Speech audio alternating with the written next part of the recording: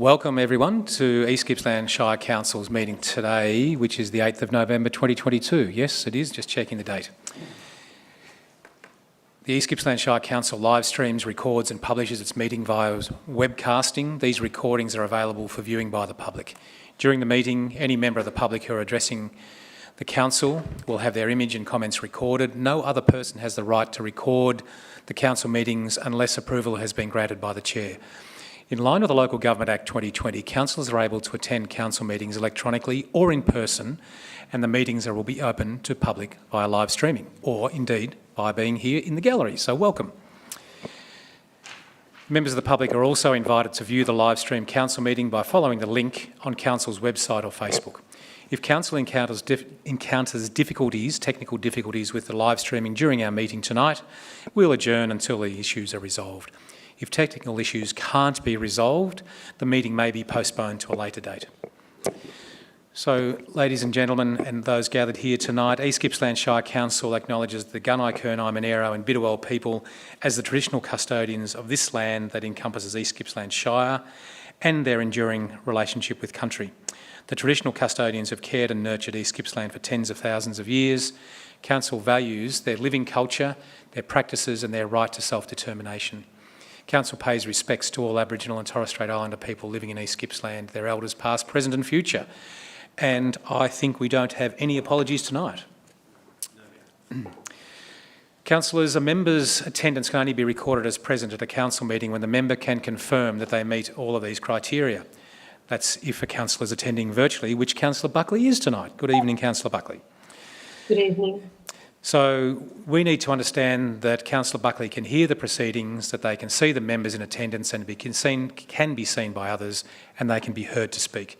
So I'll now confirm with Councillor Buckley that they can see, hear and be heard by other councillors, and to note assurance from from Councillor Buckley that the location that they are in is secure to ensure confidentiality during deliberations and they remain confidential. So Councillor Buckley, can you see and hear us okay there? Yes, I can, Mayor. Great. Can you confirm the location you're participating from is secure to ensure confidential items are dealt with in a confidential manner? Yes, I can, Mayor. Terrific. Thank you, Councillor Buckley. I'm just moving down through my running sheet. Are there any declarations of conflict of interest? Excuse me, just navigate my way into here. None that are noticed. Councillors, I just need to confirm the minutes of the last meeting, and once again I just need to navigate my way into here.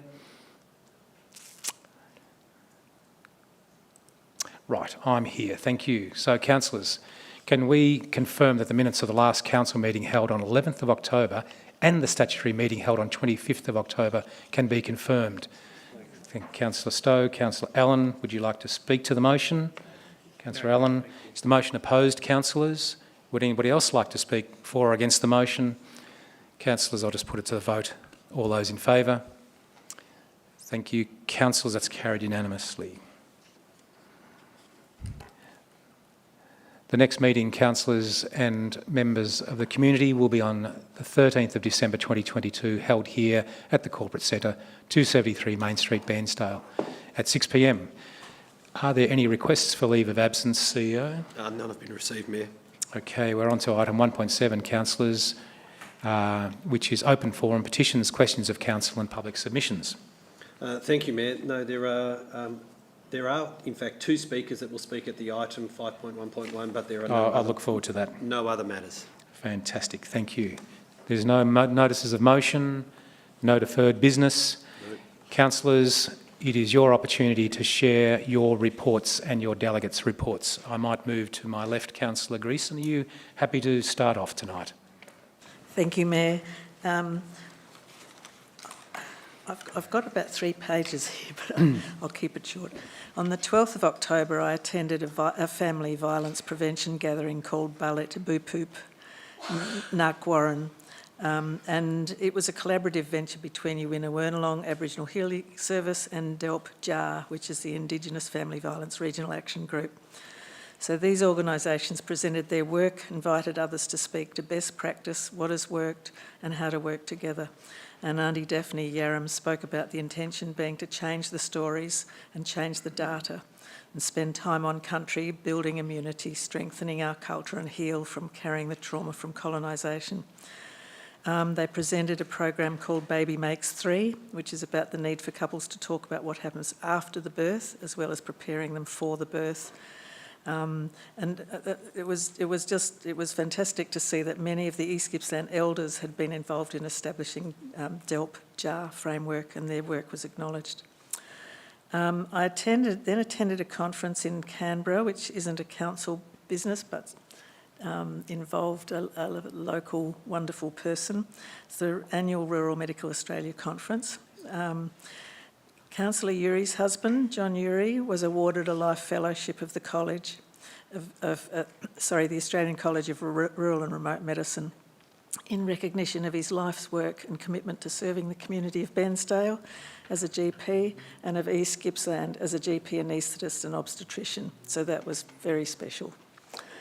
I've been to a few things. The MAV Emergency Management Advisory Committee had a lot to say about what was happening with the floods in other parts of Victoria, what's happening with data collection and issues about different agencies, the different ways they collect data and bringing it together, the concern about volunteers and staff leaving and the different reasons for that. The fact that all the fire warning signs are being replaced. So there's a huge amount going on. And our General Manager, Stuart McConnell, commented that the level of sharing data during a disaster stops at recovery time. And East Gippsland has developed some very good systems now that we can share. On the 2nd of November, Mayor Mark Reeves and I met with Ross Scott, a retired engineer who's dedicated the past 20 years of his life. He's now 86 and working hard to protecting the Gippsland lakes and waterways. He wanted to ensure that the council understands 3 main impacts on the health of the lakes and advocate for its better management. He presented good data and evidence about this, and his the three main impacts he was talking about are over-harvesting of fresh water from the catchment streams, which is going to be worse in the future with new dams built and further diversion of water to Melbourne. Pollution from West Gippsland, waste products from agriculture and dairy farm runoff, and metals like mercury and lead and PFAS, and saltwater intrusion from the dredging the entrance. He said the last full audit of the lakes was conducted in 1998 by CSIRO, so it's a long time. And Mayor Reeves agreed to talk about this with One Gippsland. So I thought that was it was a very concise and good summary of issues that Ross and many people think are going to affect the health of the lakes. And then on the 3rd of November, I attended a vigil held by GJAC, the Gippsland and East Gippsland Aboriginal Cooperative, for Cassius Turvey. And there might be a couple of other councillors who will speak to that, but that was very moving and a wonderful thing to attend. Thank you. Councillor Greason, thank you. Councillor Uri, what have you been doing? Thank you, Mayor, and thank you, Councillor Greason, for mentioning that event in Canberra. That certainly was a special event. I've got a number of things I've been attending in the community, but I will just mention very briefly 2 of them, and one of them is the vigil at GJAC for Cassius Turvey, which Councillor Greason mentioned, and at least a couple of other councillors were there as well. This was a very moving and well-attended event, which was organised beautifully by GJAC's new CEO, Shelley Strickland, their officers and many volunteers on behalf of the whole community. It was a sad gathering, but very special, with beautiful flowers, candles and heartfelt speeches. So thank you to GJAC for providing a focal point for the community following this tragic event. I'd also just like to mention the Bairnsdale Agricultural Show, Mr Mayor, and you and I were there in the judging department doing our duty on what was a wonderful day for the community. And I just wanted to congratulate all of those who were responsible for putting on that show. So much effort goes into the organising of all the different events. It was a wonderful day. So many families there enjoying music and activities, and just a beautiful day. So I have to say I didn't really enjoy the judging so much, but I did enjoy being at the show, so congratulations to those people. Thanks, Mayor. Councillor Heery, thank you. Councillor White. Thank you. I've a couple of items to speak about. I attended the opening of, and please don't laugh, but I attended the opening of a toilet block. Toilet blocks are pretty important, Councillor White. I did say No? please. Yep. But you still laughed. This is a Lions Club venture That's a good one. where they have supplied the money to build a toilet block at the park there on the approaches to Bruthen. It's a substantial amount of money. It's been done in conjunction with the Shire's own in-house builders, yeah, it's probably a nice toilet block. I was offered to be the first to use it, but I felt a little embarrassed with so many people standing around, so I declined the offer. So, but good on the Lions. Just stick to cutting the ribbon, I think, with that one, John. Yes. So, but good on the Lions for that contribution. There's all sorts of ways that they can use the money wisely that they do raise in our area, and in fact, a Lions international woman flew all the way from Chicago in the USA to help with the opening of it because the money was too great for just one local Lions society, I'll call them, and they, as Lions International, they donated a substantial amount of money towards it, so that's good on the world. Yeah, to support East Gippsland. And it has a bit to do, of course, with the fact that, you know, the disasters that we've seen over past years, and it's just a way of giving more back to our community. And after that event, they gave me a guided tour up towards Buchan to see the portable sawmilling of the logs, and they have 3 of these Lucas mills, which is quite a big effort to purchase them. Now they are in conjunction with Rotary as well. The two bodies have come together to produce this, and perhaps as you already know, they are going to the properties that were burnt out and getting the farmers who've lost their sheep and cattle yards and other outbuildings to salvage the logs that were damaged, and then get them sawn up, and you know they get a new set of cattle yards or something out of it, which is incredibly generous. They have a ute that's placarded, and to my surprise, and maybe Anthony might get a surprise here too unless he's seen it, the Minderoo Foundation is on the ute. Now that was Twiggy Forrest, he's the benefactor, I suppose you'd call him, and of course with his big mining concerns, he flew down here straight after the fires in his helicopter and said, pledged support to our area. But his support was for things that weren't going to be picked up by other organisations to assist people, and nothing came of it. And I was a little disappointed because he had, I think, about $600 million in that fund, and nothing came of it. And to my surprise, here's Minderoo on the side of that ute, and I thought, well, thank you, Twiggy, because I wondered if he'd forgotten, but no, he's obviously put some money towards that, thinking it is a worthwhile cause and something that's not being picked up by other organisations to do. So thank you, Twiggy Forrest. But then on the 19th of October, I was invited to attend a medal ceremony, I'll say hosted by the Governor-General, for the council employees. It's the National Emergency Medal. That was those were struck for those people, probably across Australia where there's been emergencies, but for us in East Gippsland, we had our own medal presentation to members of East Gippsland Shire staff. Now, I knew them all that were there.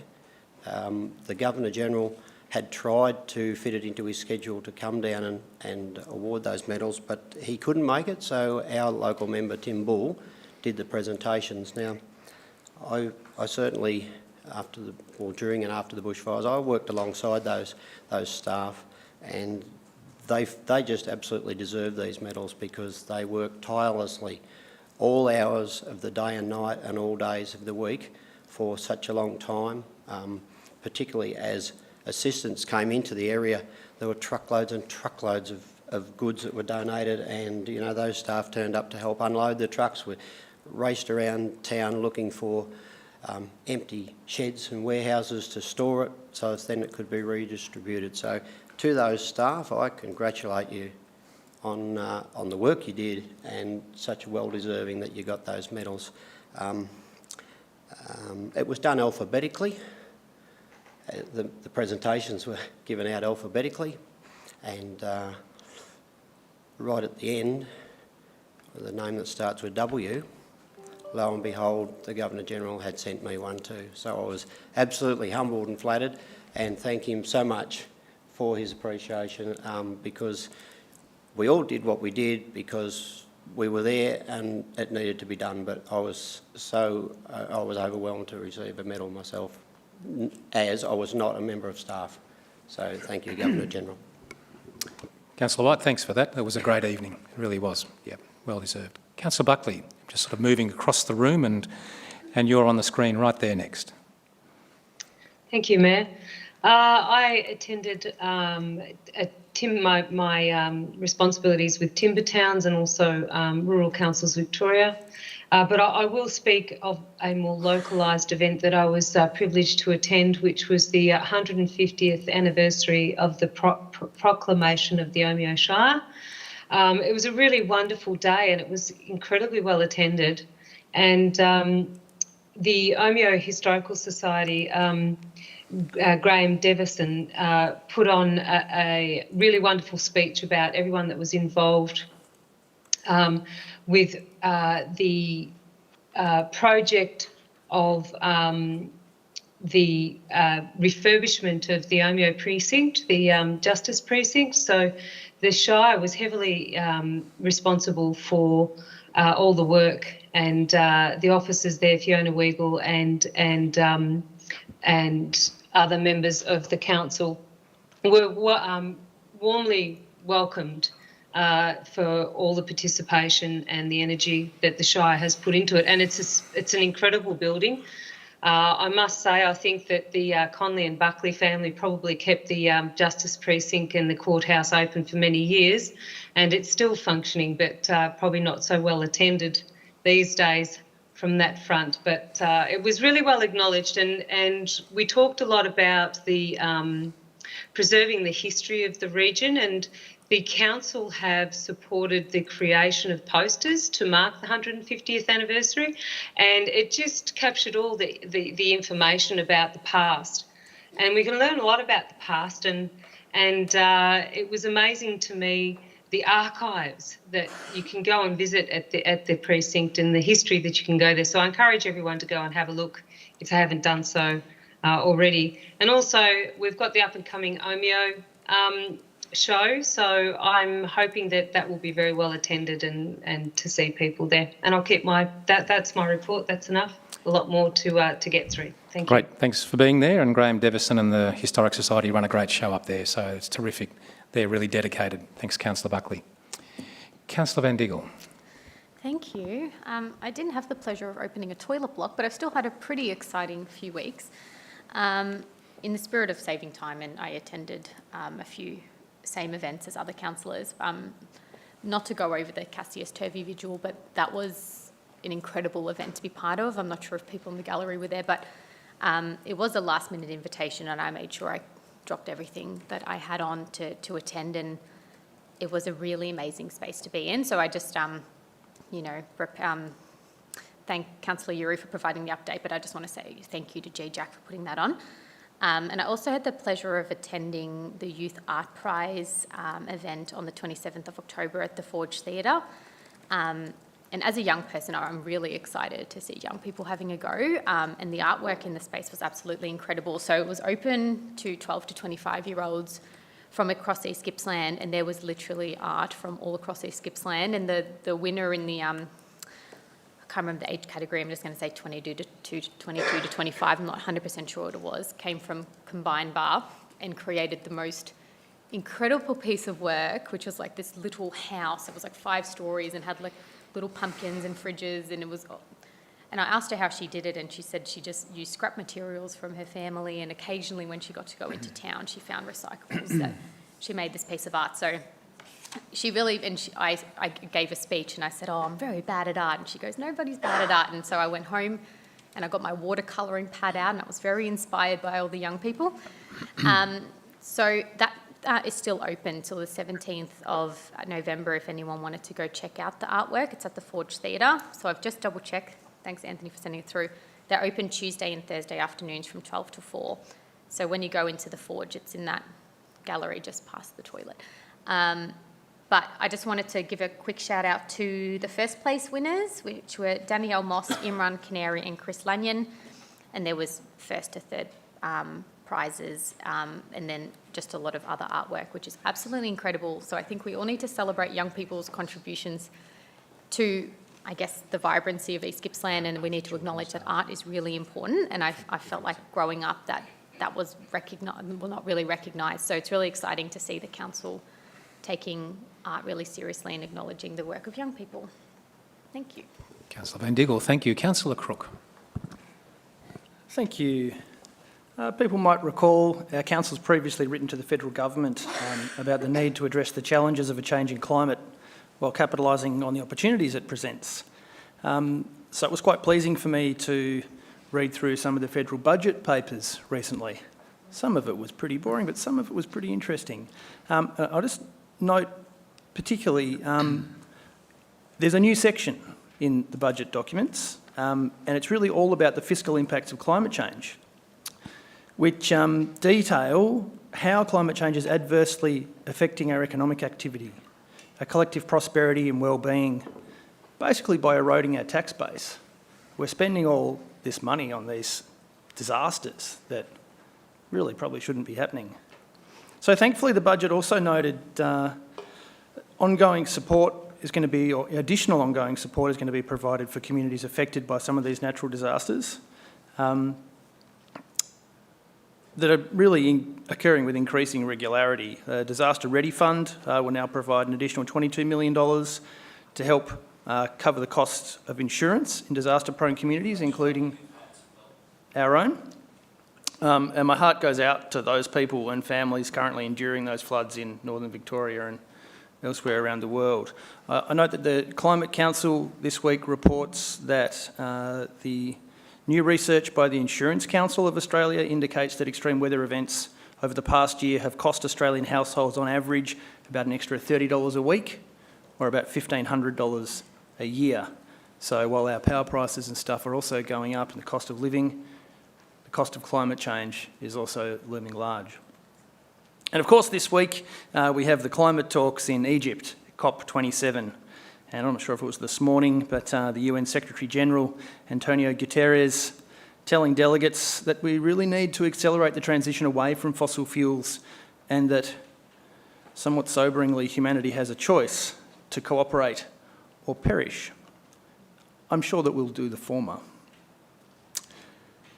I've also this week been fairly sobered and somewhat shocked to read the statistics put out by the Gippsland Family Violence Alliance for the past year.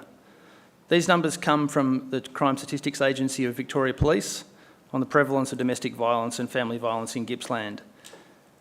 They make for sobering reading.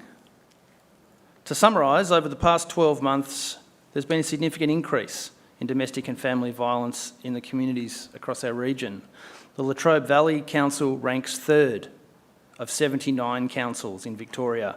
Wellington ranks fifth of 79 councils in Victoria, and the East Gippsland Shire Council has the unenviable rank of being the council with the second highest rate of family violence in all of Victoria. Police attended 1,646 call-outs for family violence incidents in the past year alone, an increase of just over 5%. And these statistics don't really reflect the actual number of incidents, because lots of incidents go unreported or underreported. So councillors, these are our communities. This is our issue, and one that I hope we can turn around, as everyone really has the right to live free of violence. I've attended a few things over the last week, but I know we've got a lot to get through this night, so I'll just leave it there. Thank you. Councillor Crook, thank you. Councillor Stowe. Thank you, Mayor. Look, I'm only going to speak about one item this week, and that is the MAV, which is the Municipal Association of Victoria State Conference, which I filled in for you, Mr Mayor. Thank you. And I was ably assisted by Peter Carazaro, who was kind enough to babysit me for 2 days, so thank you, Peter. For those who don't know, there's 79 councils in Victoria, and they put forward motions that they think would be in the interests of the various councils, vote on it and have a position, and they take that position to government and do lobbying for those issues. Councillor Cook moved a motion here about pest animals and pest plants, which was successfully passed, I think, about 80%. So hopefully that'll get some traction. But the one I wanted to speak about was timber industry. One of the inner Melbourne Green Councils moved a motion to close the timber industry 5 years early, not 2030, but 2025. It went to a vote, and I'm sad to report we lost the vote. They won the vote. It was 51 to 49, which is very disappointing. We have a timber position paper, and we promote the selective harvesting of high-value timber, which we think is a very sensible approach. The Green Council in Melbourne said we're not going to leave anyone behind. Everybody will have jobs. Well, quite frankly, that's rubbish. They will be left behind. They won't have jobs. Anyway, lost the vote. Also, thanks to the Mayor and Anthony, I was able to spend, Peter and I were able to spend some time with Sherry McBain, who is the Federal Government Minister for Regional Development and Local Government. And we spoke to her about the timber industry, and she was most receptive. And we also spoke to her about the NSA and Sarsfield, thank you, Yep. funding being knocked back.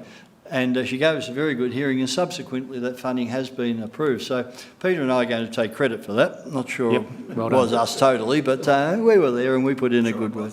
Now, Sherry impresses me. She's close friends with these two gentlemen over here, speaks mostly very highly of both of them, and I found her very good to deal with, very good to speak with.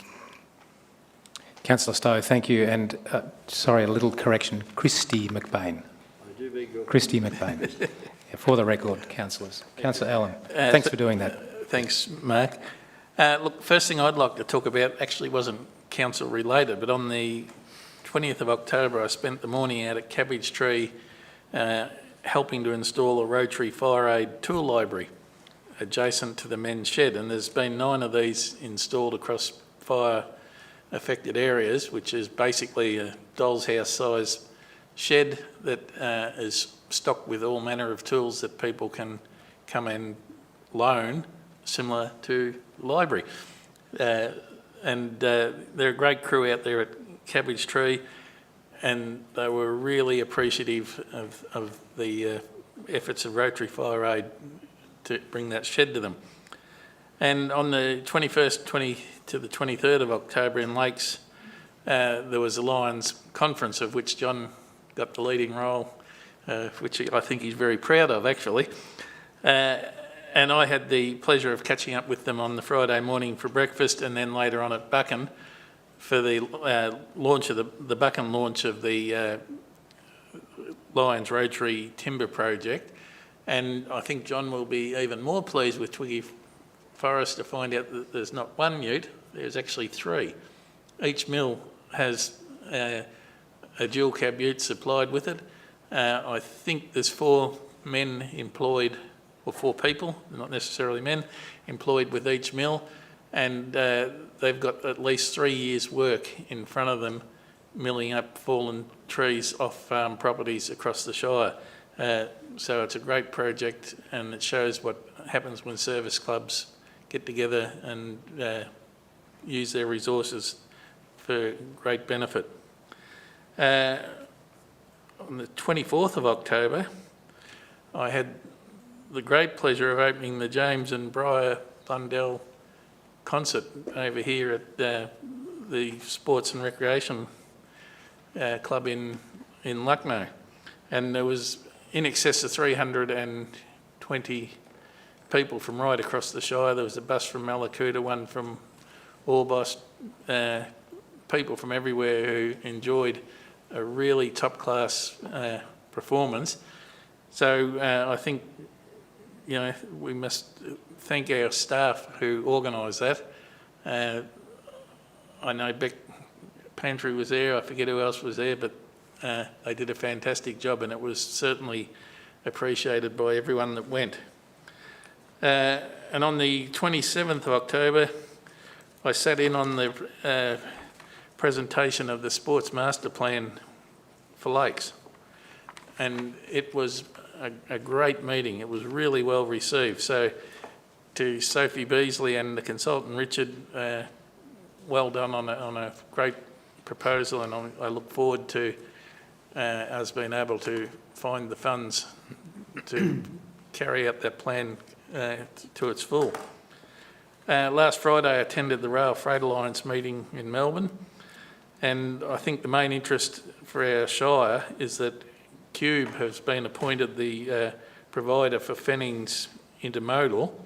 Apart from the disruption on the railway line, which should be finished by Christmas, the hold-up they've got at the moment is getting a sufficient amount of rolling stock of the right gauge. There's plenty of rolling stock in New South Wales, but because of the differences in gauges, it's no good here. And just to finish on a note of interest for the local area, on Sunday in Ballarat at Sovereign Hill, the Centre for Rare Arts and Forgotten Trade was opened. And why would that be of interest to East Gippsland Shire? Which was my question. The reason is that the timber used in the building of that structure is all repurposed building from the Big River Bridge on this, or tributary of the Snowy. There you go. So, you know, East Gippsland's building Ballarat as well. So There you go. yeah. So thank you, Mayor. That's it. Good on you. Thank you, councillors. Thanks for all your work and your advocacy. I just wanted to add a couple of bits of value to the work that you've done, and that East Gippsland timber milling project that has been mentioned by a number of you.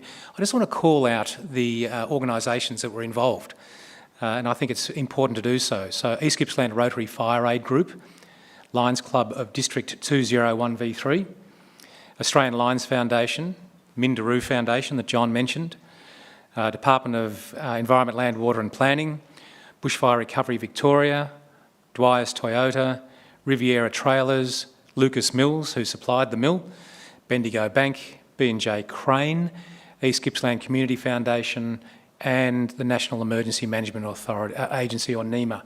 So many of you are aware of that, but that's an amazing collaboration. So a big call out and recognition of those groups. And as you mentioned, councillors, there are a team of 3 or 4 trained staff who operate those mills, and they now have those qualifications that they'll be able to use into the future as well, which is another great outcome. 2 quick things, councillors. Unfortunately, the Bairnsdale races were cancelled last week because of the rain, but ironically, the Bairnsdale show wasn't cancelled, and just a few days later, the showgrounds, or the race course, looked its absolute best on Saturday, and Councillor Uri and I were there, as was mentioned. And one last event that I just want to call out, the Gippsland Historic Car Club had its 50th anniversary rally the other week, and they turned up at Marlow at the pub. Council supported that event to the tune of $5,000, and I just wanted to mention the multiplier effect of that. So that $5,000 contribution subsidised more than 90 vehicles with 2 people in each of them. So there were nearly a couple of hundred people who stayed and spent and ate over a long weekend in East Gippsland. And one person in particular mentioned that they had spent between $1,500 and $2,000 on that weekend. So the multiplier effect of our contribution there, councillors, was nearly $150,000 for that $5,000 investment. But I also want to call out to the East Gippsland Historic Car Club and Graham and Cherie Young, who are the rally organisers and secretary of organising that bunch of old hooligans in their beautiful cars and their rally. So that's enough from me for the moment. Councillors, before we move on, I do actually want to read on your behalf a statement regarding Cassius Turvey. And it goes as follows, councillors. It's with great sadness that on behalf of council, I'd like to pay my and our respects to the family and friends of Cassius Turvey. I acknowledge the grief being experienced by Aboriginal and Torres Strait Islander peoples and the community more broadly. Cassius was a teenager from Perth. That young man's death, the result of an attack while walking home from school, is a tragedy that has been felt across our nation.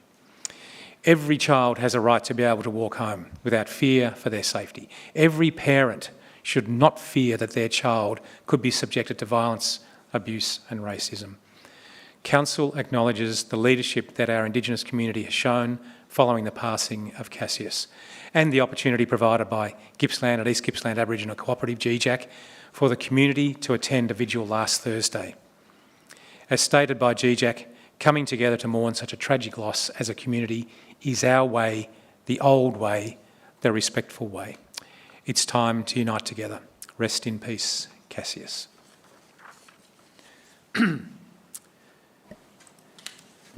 Councillors, let's move on to the business of the night.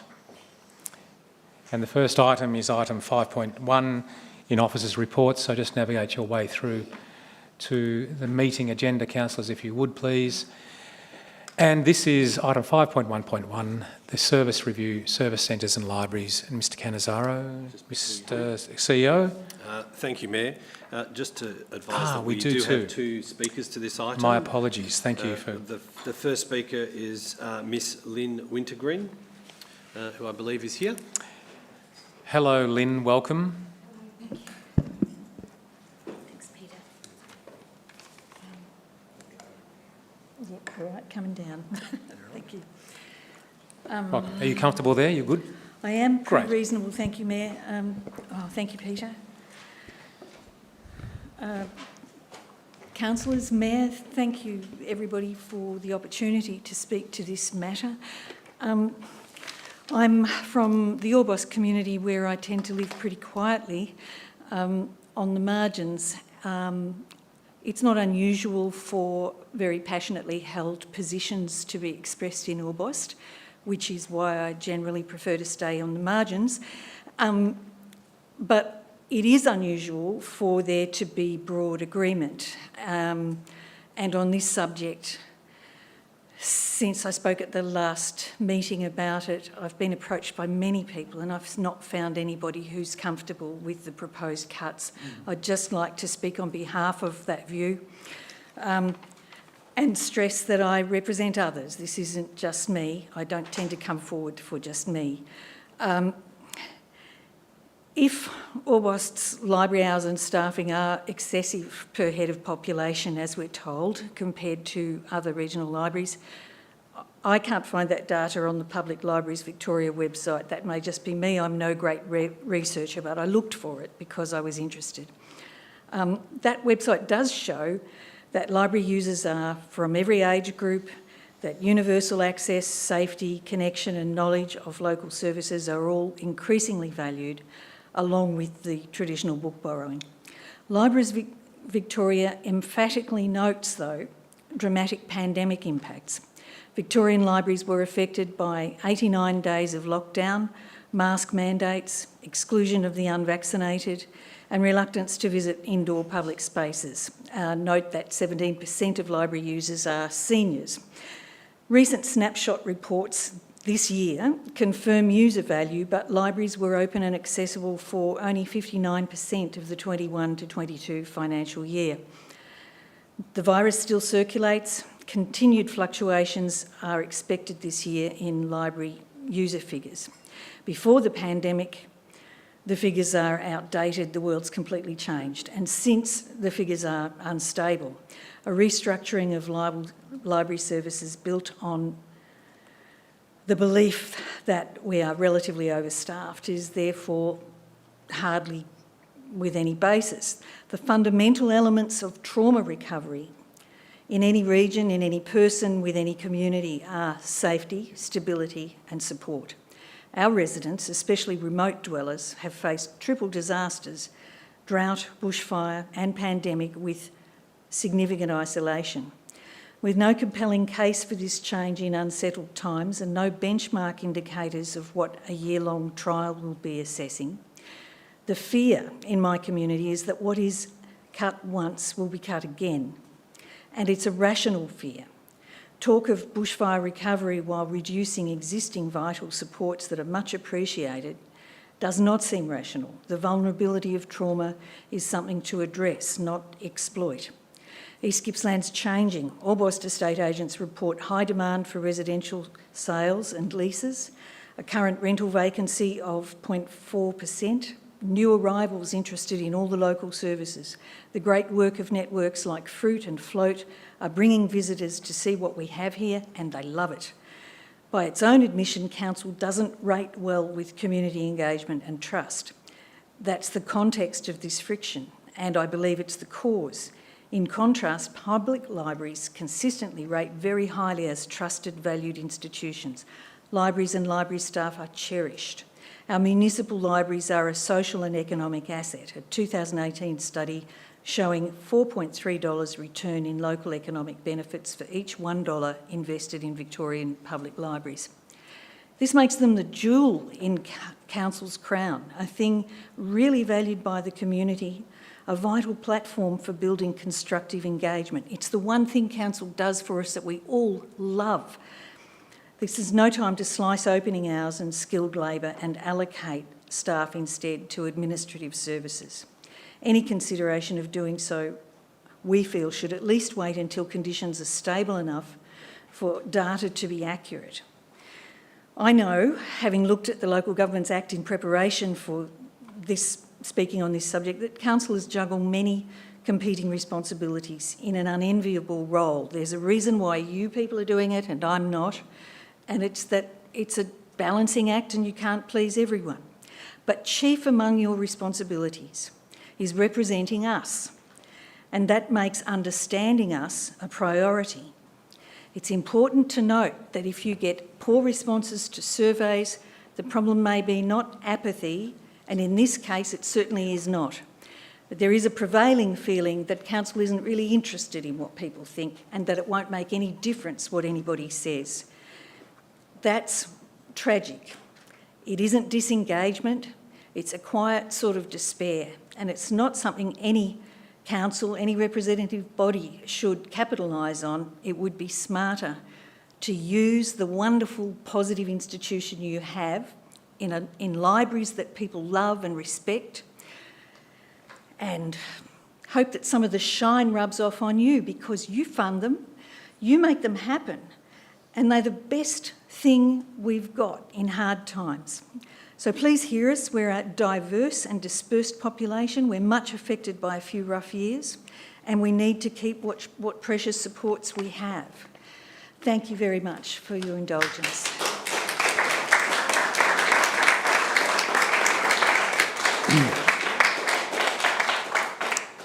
Thank you, Lynn, for your impassioned words. Very valued. Thank you. Anthony, we've got another Thank you, guest. Mayor. Miss Cosette Murphy as well to speak to the same Cosette. item. Hello, Cosette. Yeah, why not? We saved the place for you. Yeah, you know how to turn that microphone on. I think you've done that before. There's a button on the top. Peter's coming to help. Because You're on now. That's working. Well, I decided that I have a speech. It's right here.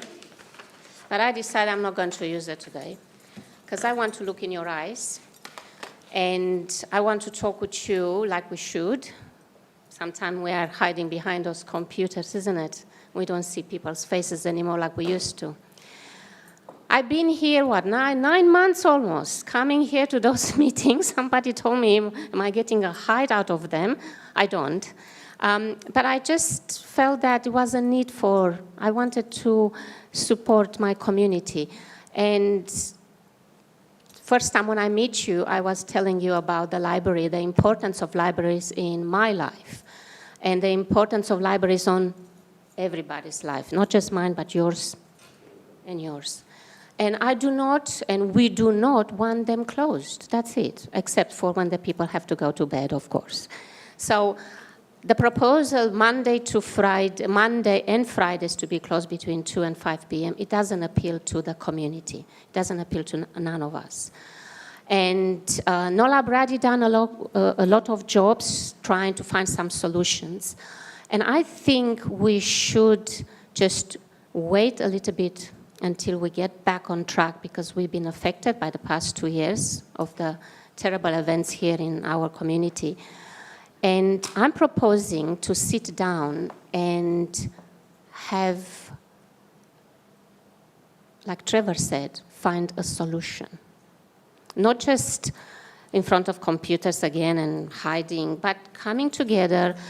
You have Orbost, you have Painesville, you have Lakes Entrance Friends of the Libraries, those wonderful ladies here, which I just met in the past few months.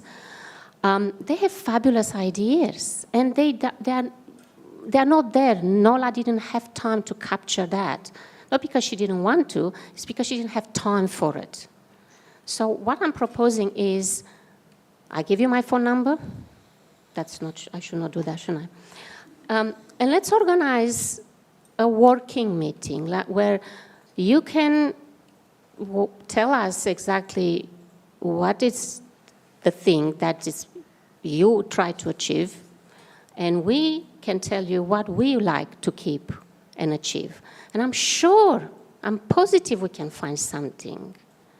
I'm sure, because I've been here for 9 months, and I look at each of you all the time, and I listen. By the way, I listen to your meetings at home too when I wasn't here. And thank you very much for actually reading my questions when I wasn't here.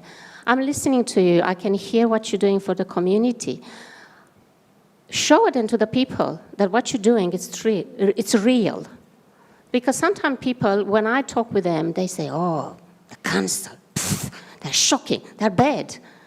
Okay, that's how they're seeing you in the community, and it's tragic, isn't it? Because we elected you to support us, and the people start thinking that you are actually bad,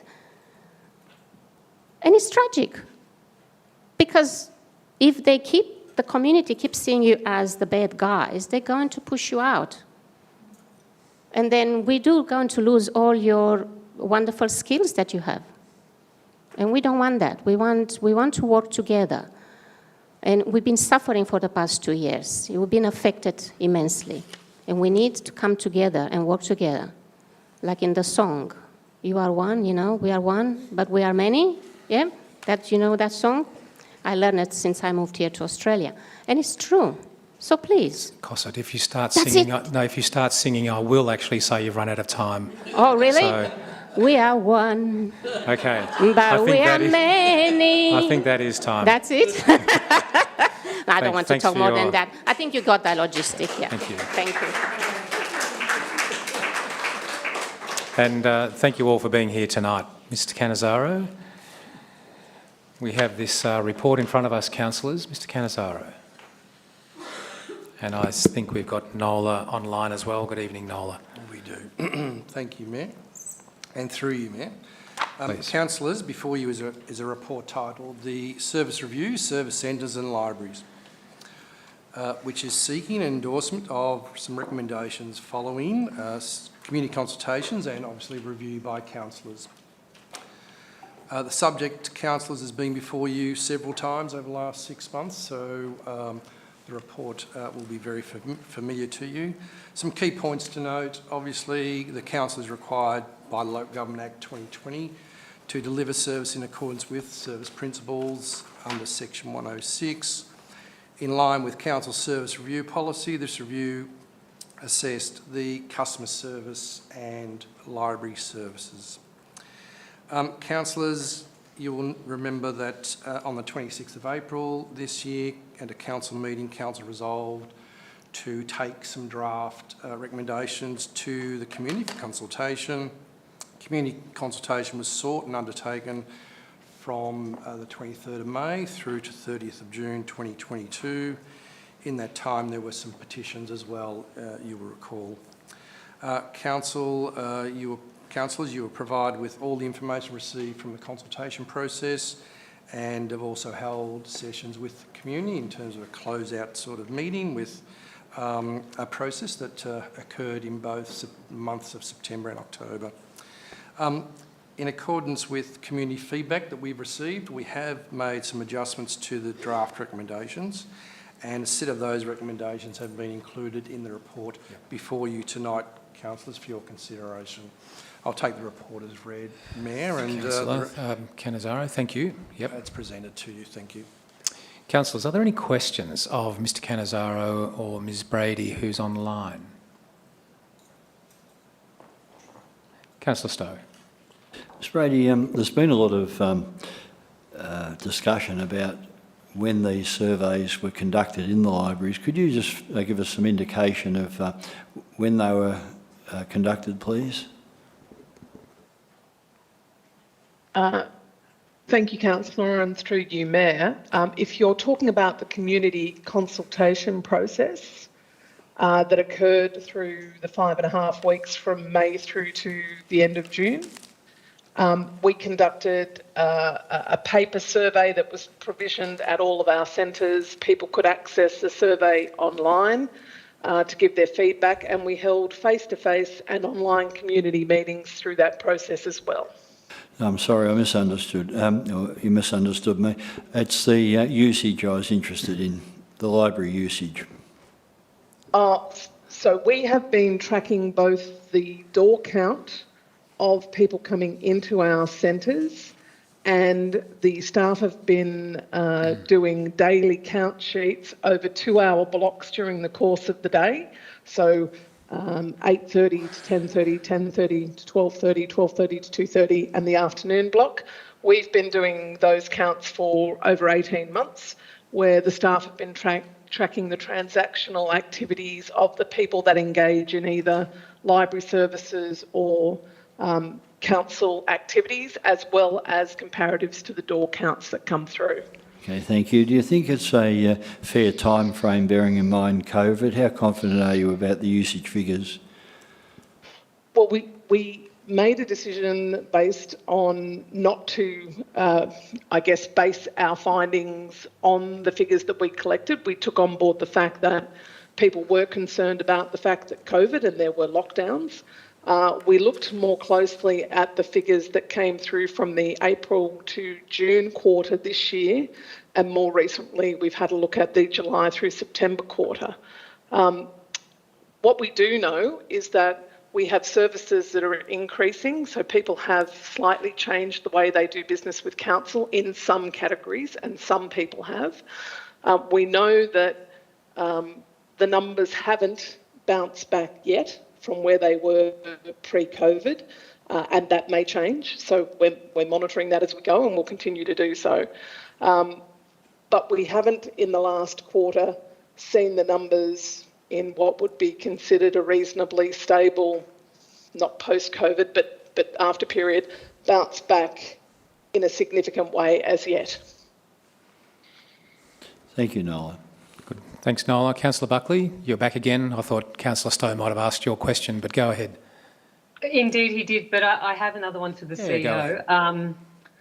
Can we just have an explanation in regards to where we are at with negotiations in regards to the Bendigo Bank for the Omeo region? Yeah, please. Thanks, Sonia. Councillor Buckley, Mr Cannizzaro, do you have an update on that? I do. Thank you, Councillor Buckley, and through you, Mayor. What we have done, and we've spoken with the Bendigo Bank, and you'll note it in the recommendation, councillors, at recommendation number 4. Bendigo Bank is receptive to receiving some suggestion or a recommended model going forward. So they are waiting on us. So we're waiting on a resolution from council for us to proceed and write to them and put forward our proposal to Bendigo Bank. We expect that they will respond in a reasonably short amount of time, at which point in time then we can we can publish that in a sense in terms of what agreement they might agree to, basically. Thank you, Mr Cannizzaro. Councillor Buckley, thank you for that question. Mr Cannizzaro, thank you. Councillor Crook and then Councillor Uri. I think Councillor Uri beat me to it. Pipped you? Okay, sorry. Go ahead, Mendy. Please do. Thank you, Mayor. There's a lot of confusion, I think, from members of the community that I've been speaking to, and I wouldn't mind this being clarified myself. Nola, I wonder if you could explain, please, the situation where the library, the lights are on in the library and staff are inside, but they're doing other activities. The doors are closed to the public, so there's no access to the library. Could you please explain the benefits of that system and why that's being recommended? Thank you, Councillor, and through you, Mayor. Yeah. The provisioning of the resourcing model was to help resource the areas that are currently being inundated, which is the call centre and the online forms.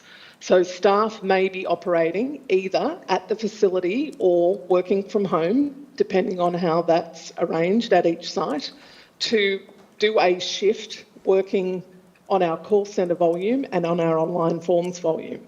We have tried the model of getting staff to work on a hybrid model where they're still working out front and working on call centre and online, and it has not been productive and it has not worked for us. So that's why we were looking to shift some resourcing capacity to the areas where the volumes of how people want to engage with us are currently being undertaken. Okay, thank you. May I ask another question, please? Go ahead. Thank you. Nola, could you please outline what sort of data will be presented to councillors to indicate, after a number of months, whether this proposal has been successful or not? Thank you, Councillor, and through you, Mayor. As we discussed at a previous meeting, we understand that we will have to improve our data category collection. We want to expand the data that we collect on library utilisation and also on people who are potentially coming through our door count but not actually doing a transaction activity with council, so we can better understand how they use our libraries. We think that's important to understand people that come in to study or for meetings with other people. So we want to enhance those categories and the volume of information we collect. We need to do that without making that onerous on the staff that are actually involved. We also believe that we should undertake some one-on-one surveys with people over that period of time on different topics and have greater engagement with those community members about how they're using the services and how they're finding and what types of services they're using. And we'll collate that information with the information we currently collect, which is on door counts and the times that people are actually using the libraries, because that's been part of the basis of the information we've taken to date. We do know there are very quiet times and there are busy times in our libraries, so we can get a better view on that with the data we collect. Sorry, I did say that was the last one. Could you please tell us, and sorry for the repeated questions, some of these, are things that I've been chewing over and some are coming from the community. Are there economic benefits as well to that model? So having the library doors closed but the staff doing different work inside? Well, thank you, Councillor, and through you, Mayor. Yep. When you say economic benefits, it's also about the utilisation of the budget we have. We are constrained by the value of the budget that we have and how we utilise those resources. And where we see a shift in how people are, and I'll correct myself, how some people are wanting to engage with us, and those numbers are increasing, that we believe there's a service value in providing better services to the people that are currently waiting in queues on our call centres. We actually also hope to improve our customer response times and our first contact resolution times for people that are engaging with council. Now, that's outside of the library services, but in addition, we have our online library services and our mobile service unit, which we're hoping to expand and provide a better service and source to the community. and we would hope to get some economic benefit through who we can reach through those services, because I still think the value will be provided to the communities that already have a service centre in them, even under reduced hours. Thank you. Thank you very much, Councillor Nola. Thanks. Uri. Mr. Councillor Crook, and then Councillor Van Diegle. Thank you. Now you're on. Thank you. I understand the service centre review, which includes the library hours, is an attempt to provide cost savings and better utilisation in response to increasing demand for our online services, such as paying your rates on the internet. But I'm still a little unclear, and I wonder if you can clarify for me, Nola. Do we actually have a dollar figure? Like, how much money are we hoping to save by implementing the recommended reduction in library hours and consequent sort of increase in the service centre provisions in online services? Thank you, Councillor, and through you, Mayor. Yeah. I'd like to state, first of all, that this was never a cost-cutting exercise, so it was never about finding a savings. That was not the remit that I was given when we started this exercise. What we did find is that there were channels that needed resourcing support, that we needed to increase our resources to provide a service to our community, because that's where they were using our services. And to do that, we needed to put an offset or balance around the hours that potentially were being underutilised in our service centres. We also needed to provide potentially some equity of service to areas that weren't receiving any service. In the original proposal, we could do that rebalancing of those services and provide the additional mobile service delivery without any. There was no saving in the budget. It was based on the budget that we actually had available to us at the time, and that includes the grant funding that we received from Public Libraries Victoria. Right, so sorry, it was more about a reallocation rather than a saving. Absolutely, a Yep, redistribution understood. to service people who weren't getting it and to service the channels that were underserviced. Yes. Thank you. Good with that, Councillor Crook? Yep, Terrific. thank you. Councillor Van Diegle? I just have a follow-up question from Councillor Uri's first question. And I've written it down. I don't know how to word it exactly, but Give it a go. if staff are going to be at the service centre anyway, it's going to be it's not going to be open to the public. It's still going to be, the lights are still going to be on. They're still going to be staffed. And if there are seldom people who use it, why not just be open to the rare few people who would need it? Like, I'm wondering what the logic is of still having staff in that centre, but then not, because in theory, if not many people are coming through, then staff have lots of time to answer phone calls. So that's I guess I'm curious as to where the logic is of still letting people Interesting work. question. Thank you, Councillor, and through you, Mayor. Yeah. The way that, and I'll use the term the call centre works, which is dealing with a large volume of calls, is to actually have people online, on queues, answering people, responding, first point resolution, engaging with other officers within council to either find out additional information to provide answers to those people. And it is a very focused job that requires the attention, and it requires us to be able to roster a number of people on to do that.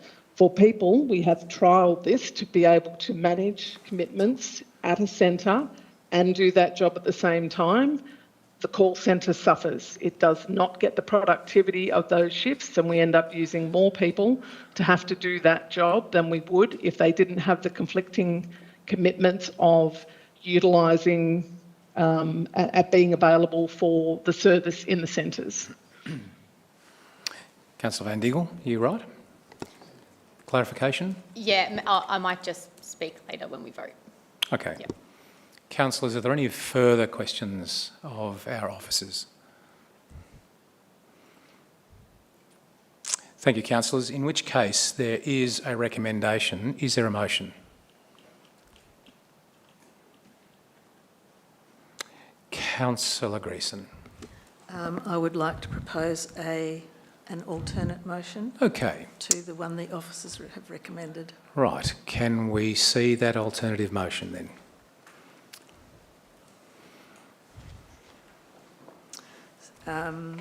The motion is different in that it proposes keeping the Orbost and Lakes Entrance and Paynesville libraries operating without change. And in order to do that, there may need to be an adjustment to the dollar figure in point 5, thank you. 5, yep. From a $190,000 budget that the council's going to have to find from somewhere to $240,000 budget. That's the motion I'm putting up. It's the motion. Councillors, is there a seconder? Councillor Van Diggle. Thank you. This now, it would appear, becomes the substantive motion. Would you now like to speak to the motion, Councillor Greason? Thank you, Mayor. I wish firstly to acknowledge the amount and quality of Nola Brady's work on this service review. I think it's been exemplary. My reasons for proposing this alternate motion are, firstly, as a general statement, I don't support reducing services to the community. Libraries are an important community service and can provide a wide range of services, and we've heard a lot about that from community.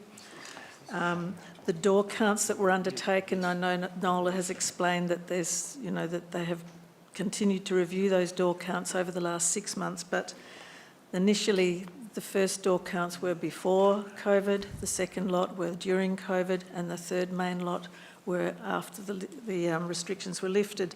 And people were still, particularly older people and people with some vulnerabilities, were still not coming out to public places, and are still not, I don't think. So it's not surprising that the numbers haven't returned to pre-COVID times numbers. And I therefore would choose to review these numbers again in 12 months' time. I don't believe that the savings or the changes to the work hours and methods from the staff are sufficient to warrant reducing the opening hours to the public. I think it needs, the council needs to be looking at other ways of achieving what Noel has been talking about needs to happen, that we review it in 12 months. And it also means the council finding another probably $50,000 somewhere to enable us to expand the services to underserved areas in the region. And finally, of course, I need to acknowledge the passionate support for the library and council services, service centres from so many people in the East Gippsland communities. So thank you for all of your effort, everything you've put in. That's my motion. Councillor Greason, thank you for those comments. Councillor Van Diggle, would you like to speak to the motion? Thanks, Councillor Greason. I feel the exact same. I think from the beginning I was very comfortable with the idea of cutting the library hours, but I tried to learn every side of the argument. But just then even having that conversation just reinforced the fact that I don't actually feel like this exercise is necessarily cost-saving or moving it elsewhere, given that the library will still be open, just not accessed. So, and I think when I pay rates, I think about the fact that I contribute to the greater good of the council as well through my rates, through these types of services. It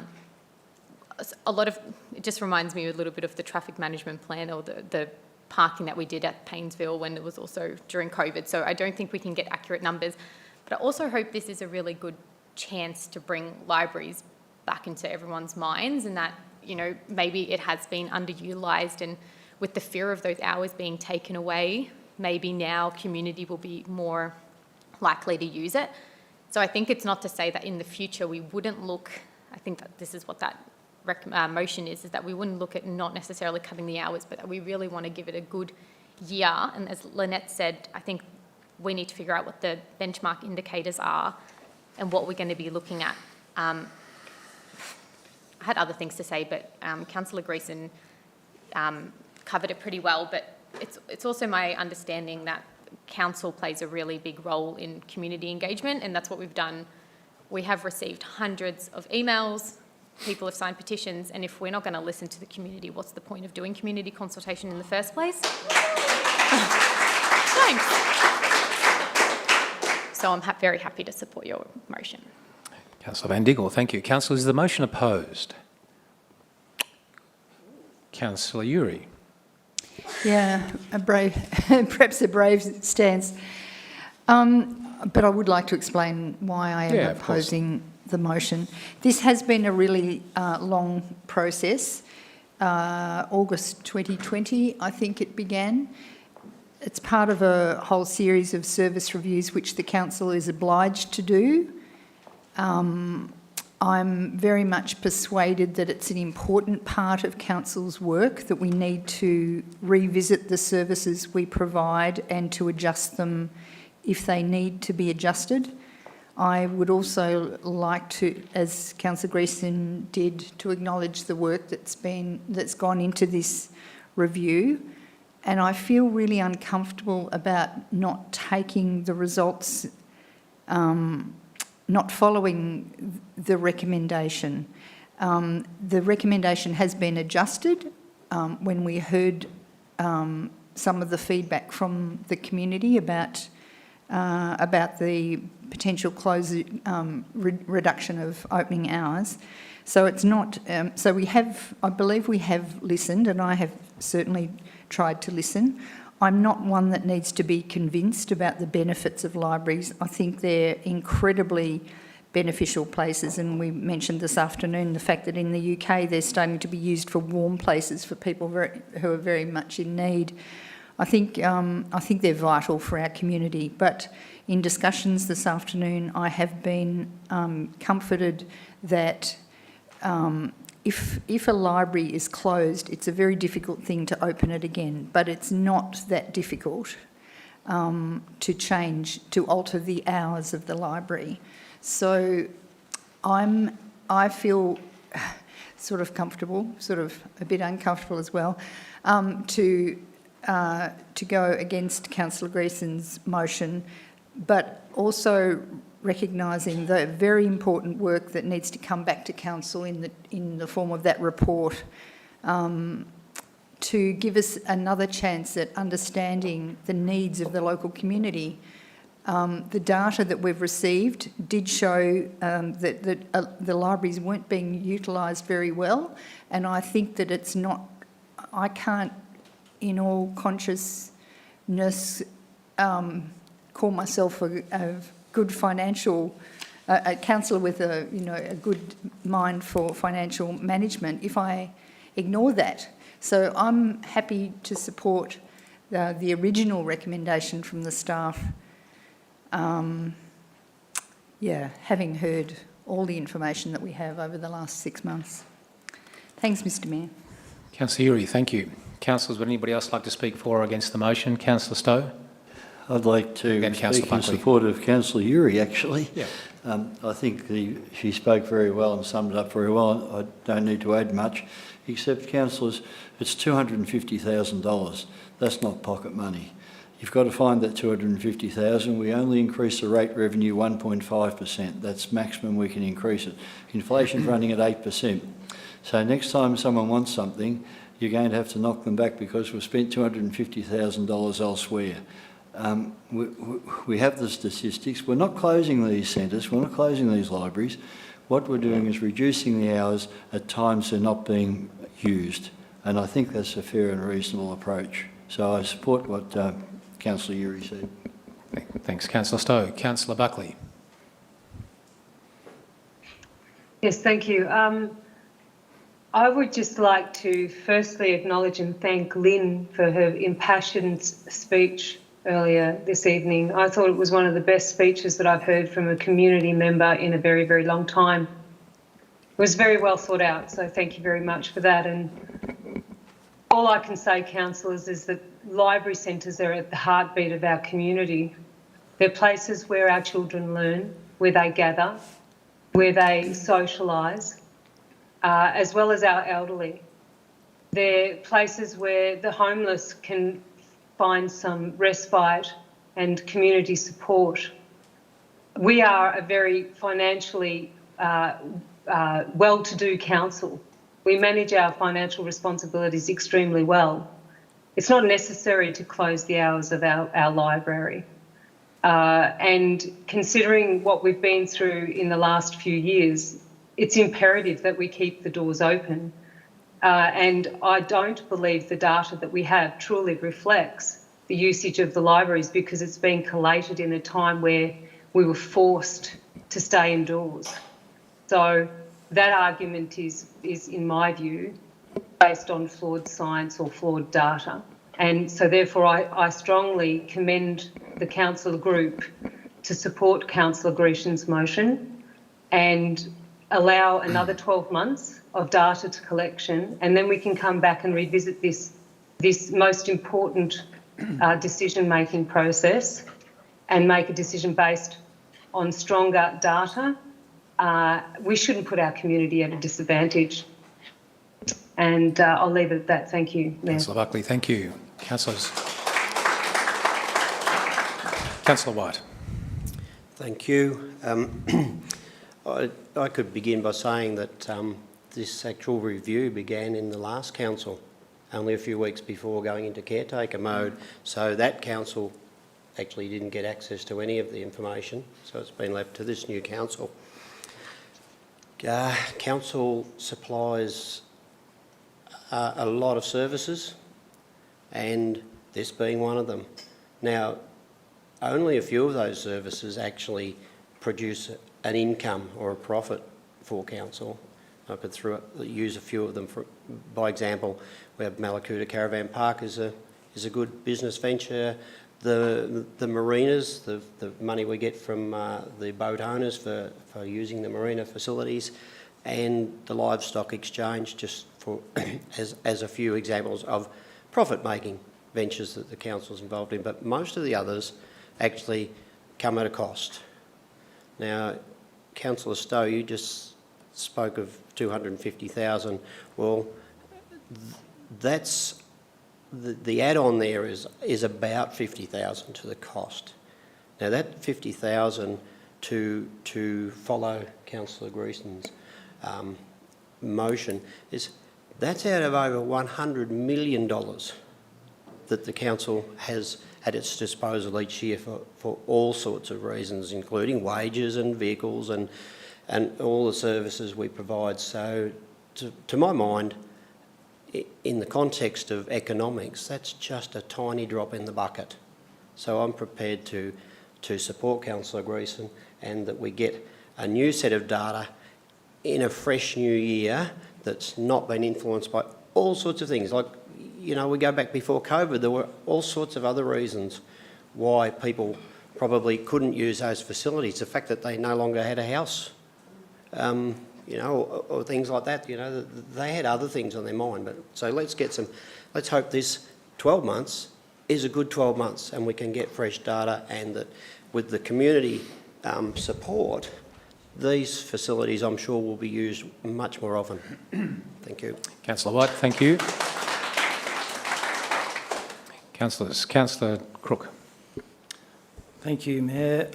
I would also like to speak in favour of Councillor Greason's motion, and just to also start by acknowledging the work that Nola and her team have done during this service review. We really are, I'm speaking to everybody in our community here, we really are trying to provide the best service here. That's what we're trying to do. And increasingly, that's an online service. And I think that there are reasons for that. COVID, bushfires, that maybe confuse the data that we're using at this point in time. So, and I can say from personal experience that sitting on hold for ages to the council or to other government service agencies is almost as bad as fronting up to a closed library door. So we've been collecting the data on library usage, but thus far, as we've heard, the numbers haven't bounced back yet from COVID or from bushfires or stabilised. And it's not actually a question of getting new data, it's a question of getting more data, because it's the average use over time, with all the factors considered, that gives you the best data set. Not new or old, it's both combined. More is better when it comes to data, and our decisions need to be data-driven and evidence-based and cumulative. So I don't think now's the time to make the decision around closing library hours, even though I appreciate there is a need for increased online services and our call centres in particular. and it is hard because it will cost. But that aside for now, I support the continuation of existing library services with a view to hoping that we can get a more accurate picture of just how much those services and demand and what those services are, so we can, in the future, we can provide the best services to everybody. Thank you. Councillor Crook, thank you. Councillor Allen, we haven't heard from you. Sitting there taking the lead. You don't have to speak, obviously. No, I'm actually going to speak in support of Jane's motion. And I've said this at all the meetings that I've been to in Lakes and Paynesville and Bairnsdale, and the reason I support Jane's motion is because it backs up what I've said. We'll give this 12 months trial, and my message has always been use it or lose it. So please don't make us look stupid. That's what it comes down to. I will support you on this. You need to support us by using that facility, because if it's not used, we've got no alternative but in 12 months to say, well, we tried, but we were led up a path. So please give us the support that we're now giving you, or I hope we're now giving you. Thank you. Councillor Allen, thank you. And I'm not going to say anything because it's all been said. Councillor Greason, you have a right of reply. I really don't know what else to say. I do feel passionate about libraries. I've seen what they can do for the community. I've seen what they can do for individuals. They provide a space that's safe. They provide somewhere to be. And apart from books and learning and access to internet and all the things that many people don't have. So I really, really hope that in 12 months' time, our libraries are used even a lot more than they have been in the past. So thank you. Councillor Greason, thank you. Councillors, I'm going to put the motion to the vote. It's the motion that's on the screen in front of us, just to clarify that for everyone. So it's not the motion in your report. Councillors, all those in favour of the motion in front of us? Those against? The motion is carried.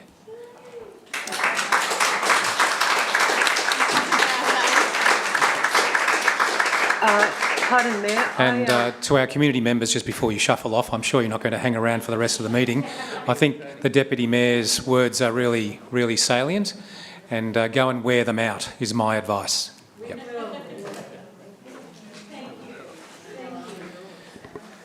Councillors, we're going to move on to some more information about a future service review, which is item 5.1.2. Councillor Buckley, is that a legacy hand? We're just moving on through the agenda now. No, Mayor. I request to be excused. I'm just not feeling well. Oh, okay.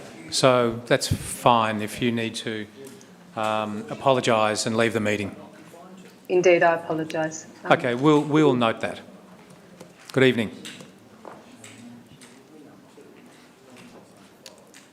Make a note of that. Councillor Buckley's left the meeting. Councillors, so Mr Cannizzaro, here we are again, and Nola, we're back with you again by the looks of it. No, Nola's just, no, not Nola, it's you, Peter. Thank you. Thank you, Mayor, and through you, Mayor. Before you is a report, item number 5.1.2, titled Future Service Reviews. Councillors, you have seen this at a briefing earlier. The report is outlining the formal service reviews that have been undertaken or are in progress currently. They are on page 45 of 398. Mm-hmm. In addition to that, we felt it was important to highlight the other reviews that we do internally, whether they be process improvements or service improvements, and they are also listed below row 3 in the on page 45 of 398. The report before you is outlines the costs potentially of outsourcing some of these formal service reviews. That's located also on page 47, councillors. We're seeing the cost of consultants rising, as is everything else that we source these days, ranging from anything between 40 and 70,000. I'd expect that soon that number might increase as well. We have a small budget currently sitting at around $80,000. So I'd expect we would be using $80,000 to conduct one service review, not anymore. The recommendation before you, councillors, is that we would like, well, the officer's recommendation is to endorse the continuation of the formal service reviews currently being undertaken in the financial year 22-23.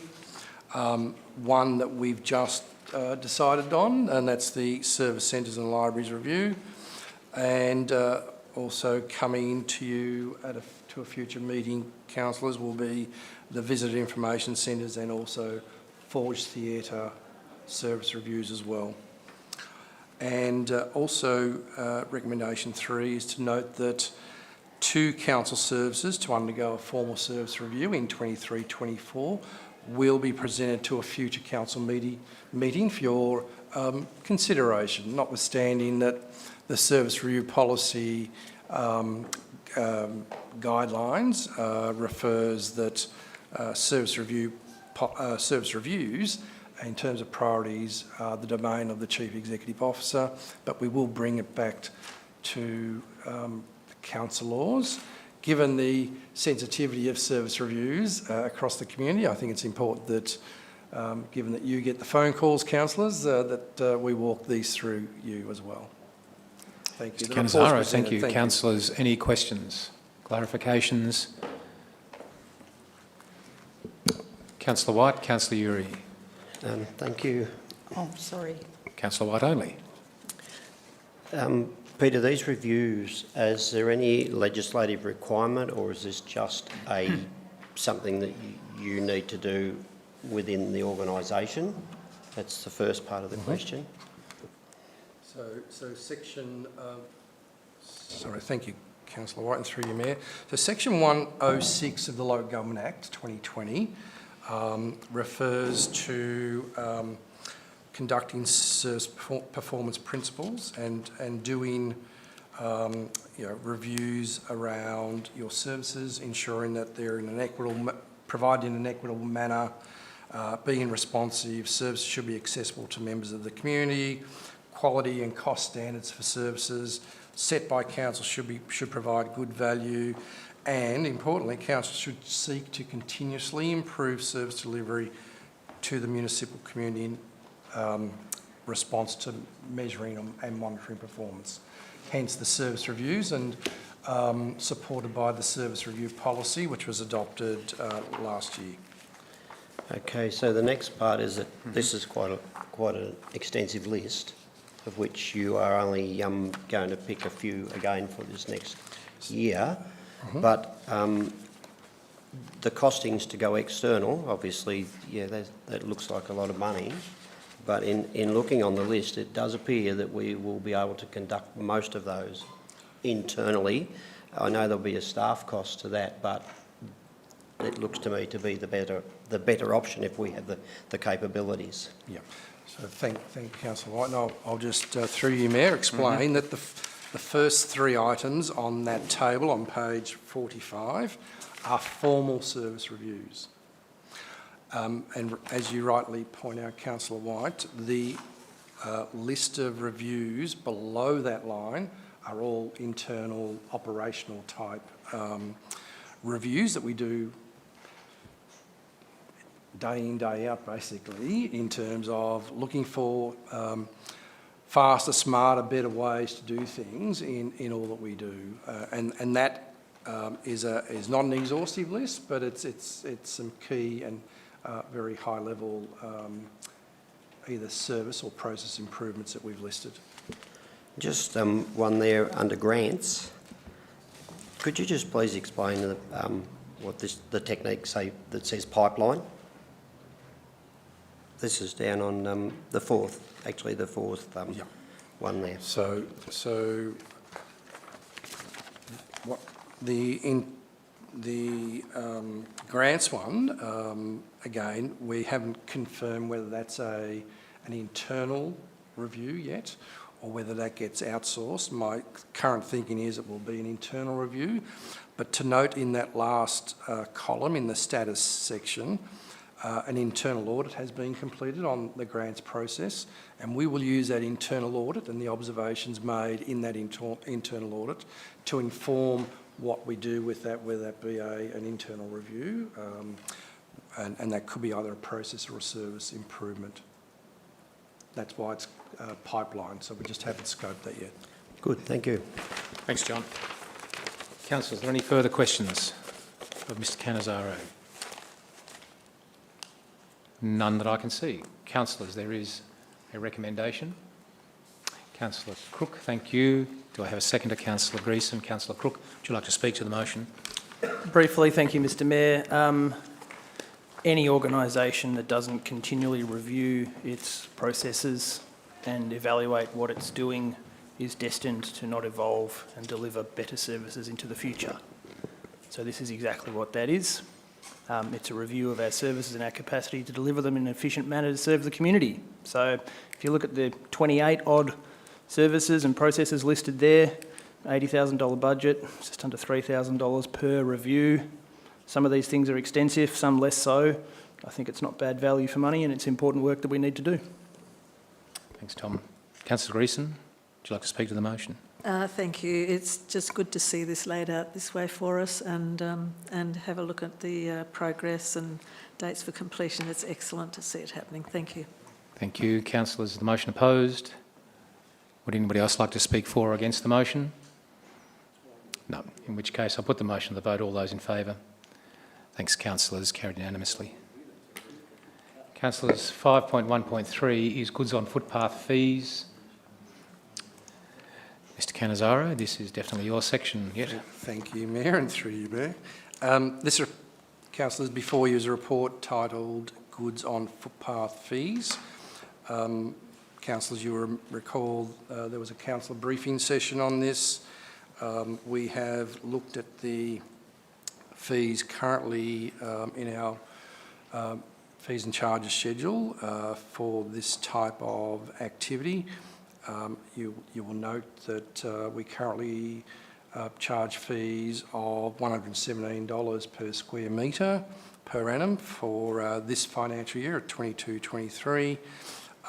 We have looked at some suggestions around how do we align the goods on footpath fees to a similar item on the fees and charge, and that is the fees and charges for A-frames, and the A-frame fees and charges is at $80.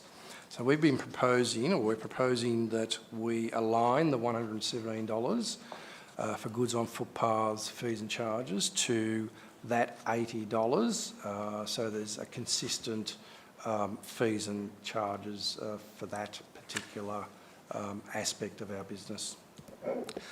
So the report, councillors, is before you with recommendations looking to resolve to adopt a revised goods on footpath fee of $80 per square metre per annum from $117 per square metre per annum for the financial year 22-23, but that will require a credit adjustment for the difference, and we would make that adjustment in the coming year. And we'll also need to reflect in our goods on footpaths fees for 23-24 this amendment that you see on recommendation 2, plus any percentage increase that might occur for the 23-24 budget. So it might be either rate cap increase or a CPI increase, and we're not quite sure what that might be at this stage. So the report, Mayor, is presented to you for your consideration. Great, thank you. Mr Cannizzaro, councillors' questions? Yes, Councillor White. I'm up again. Go for it. Good to be back. Yep, we missed you. I do have a question. Obviously, we're not the only Shire in in Victoria. Do we have comparisons with other shires, like in order to come to this agreed price? Were we dearer? Were other shires offering better options? I don't mean that our businesses are going to leave us and go somewhere else, but just does this align us more truly with some of the other the other shires? Thank you, Councillor White, and through you, Mayor. Yes, it does. Cannizzaro, Councillor Stowe. Peter, could I ask you, is it correct that we doubled the amount of public liability insurance that was required from each business? And is it also true that cost each business about an additional $300 per year to reach that figure? Thank you, Councillor Stowe, and through you, Mayor. So the public liability amount of $20 million has been a policy amount. What we have, I'll use the word enforce, is compliance with that policy of $20 million. So in many cases, traders have had a $10 million public liability. So yes, that has been doubled. I think our requirement was 10 million though previously, was it not? It changed a few years back, maybe 3 years or so. But we've kept, we had a grace period. So we didn't apply it from 1 year or 2 years, and I just can't recall which one it was. But certainly $20 million is the public liability. As to the increase, I'm not sure that whether those numbers are right, Councillor Stowe, but certainly there would have been a doubling in the insurance premium. Thanks, Councillor Stowe. Councillors, any further questions? In which case, councillors, there is a recommendation. Do I have a motion? Councillor Stowe. Councillor White. Councillor Stowe, would you like to speak to the motion? Yes, thanks. Look, we all want traders on the footpath. We want to go along and have a cappuccino or a coffee or whatever. It adds a bit of excitement to the centre. I know one trader is currently paying $2,000 to have that privilege of putting those seats out. It's increased significantly over the last few years. Our traders aren't doing it real well. We've got some commercial people who are going really well, and we've got some retail people who are really struggling. And to find the extra money, it's really tough on them. We can give them a little economic stimulus here. We can help them with their trade. We may even get some more chairs and tables out on the footpath if we give them a more reasonable rate. And I think it's something we can do. It's only a small thing, but something we can do for our traders. And it's something that we received a fair bit of correspondence about earlier in the year when they all received, this is early in the year when they received their original notices. Sam was going to have a look at it, and unfortunately he left and it got forgotten a little bit, but now it's before us. I think it's appropriate to do this. Councillor Stowe, thank you. Councillor White. Probably very, very similar to Trevor in that we've spoken about the previous years and how tough it's been on many areas, and retail is one of them that's been hit very hard. And I'm just hoping it's very, very small stimulus, but every little bit helps, and it may encourage more traders to try and boost their patronage by taking a bit of footpath space for a table and chairs. And I wish them all the best and hope they appreciate that we are still considering them as part, you know, in our business sense, part of our community also. And I just hope it gives them increased patronage. Councillor White, thank you. Councillors, is the motion opposed? Would anybody else like to speak for or against the motion? We just have a little technical issue at the moment, councillors. Are we resolving that, CEO? It's good. Ben's giving me the nod. Councillors, in which case I'll put the motion to the vote. All those in favour? The CEO carried unanimously. Thank you. Thank you, councillors. Finance report. This is item 5.1.4. Hello, Liz. Come and join us. And Peter. Thank you, Mayor, and through you, Mayor. Councillors, before you is a report titled the Finance Report for the period ending 30 September 22.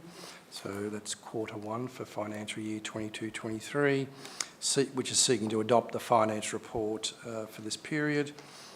You will see several attachments in the agenda, councillors, attachments 1 through to 7. Key points for you to consider tonight, councillors, Local Government Act 2020 requires council to produce a quarterly budget report and be presented to council that details the financial performance against the budget.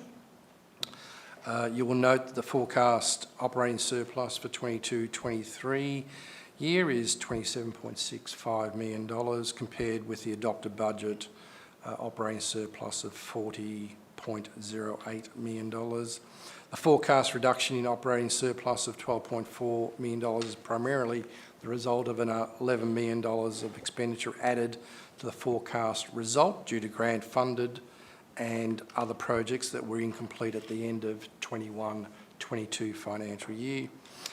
These projects received funding or were budgeted in the 21-22 year, but the works will be completed in this current financial year, that is 22-23. Also to note, there was an increase in non-current operating grants of $5.3 million, but does not impact the forecast surplus. There's also been a forecast increase in recurrent operating grants and fees and charges, interest on investments, monetary contributions and reimbursements totalling about $2.1 million. This, though, is offset by a forecast net reduction for capital grants of $3.6 million. Council's end-of-year cash is forecast to be $12.8 million greater than the adopted budget as a result of the actual result of the end-of-year 21-22 being more favourable than the estimated result at the time of adopting the 22-23 budget. I'll leave it at that, I think, Mayor. And tonight with me is Liz Collins, Manager Finance, who can answer any more detailed questions. The report's Ms presented. Collins, terrific. Thank you for both being here. Councillors, are there any questions? Councillor White, go ahead. Hi, Liz. I've asked this question before because the way this is reported does really confuse the public in terms of our profit. Is there any other accounting mechanism that can actually show that this is money we've received for something we need to build that we haven't spent? Because people look at it at the end of a budget period and go, wow, why are they putting up rates? Why are they putting up charges? We've got $15 million in the bank. They've made a profit for the year. But as you know and we know, that's not correct. This is money that's been allocated to something, but it still sits in the bank because we haven't used it. Is there another system that could show the public in a better way that actually we're, at the end of the year, we've probably got $1 million in the bank? Thank you. Thanks, John. Interesting question. Liz, what do you reckon? Through you, Mayor. Thank you, Councillor White, for that question. I guess one of the other pieces of information contained in the finance report in the attachments is the cash flow, and sometimes that will give people a better feeling for the difference between the cash reporting side of the business versus the operating statement, which is very much in accordance with how we have to report it. And whilst we report as required by the legislation, which is what you see before there, we do provide a lot of information in terms of trying to assist people in understanding what that means, that a surplus doesn't mean cash in the bank. There's all the accounting entries, as you said, that sit behind that. And as you have also rightly pointed out, our cash at year end is not this cash sitting there that can just be used to go towards another year's operations. That cash is required to make sure that we can pay our creditors when they become due, all the provisions that we have to cover with cash, and we also have our statutory reserves and our discretionary reserves that we cover through that cash. Certainly,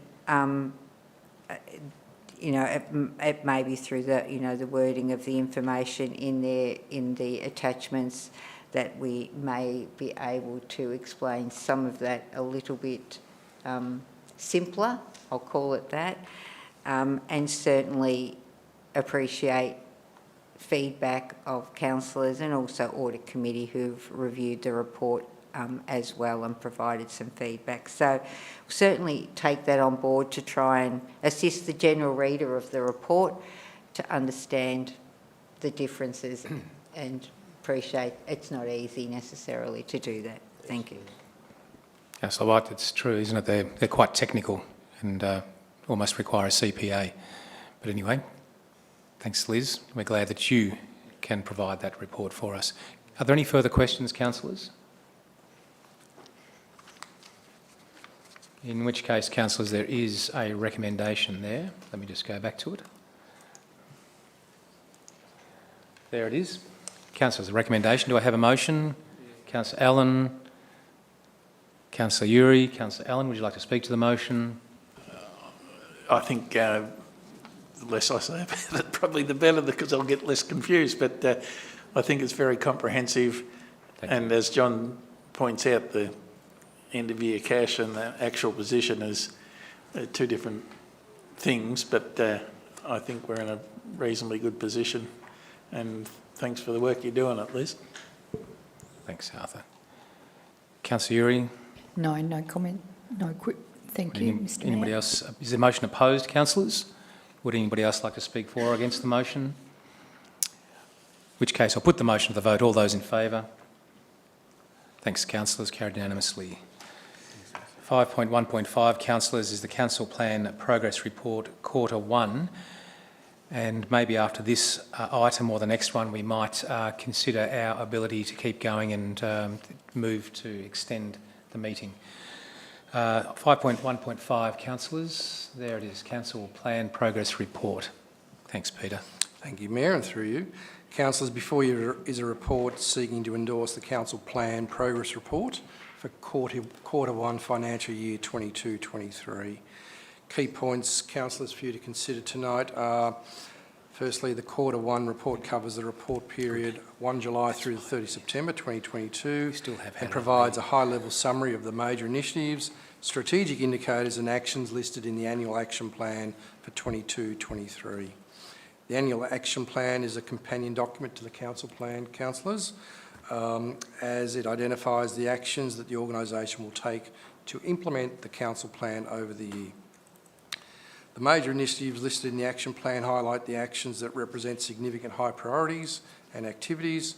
For Quarter 1, 7 of the 9 major initiatives are on schedule, with 1 yet to commence and 1 behind schedule.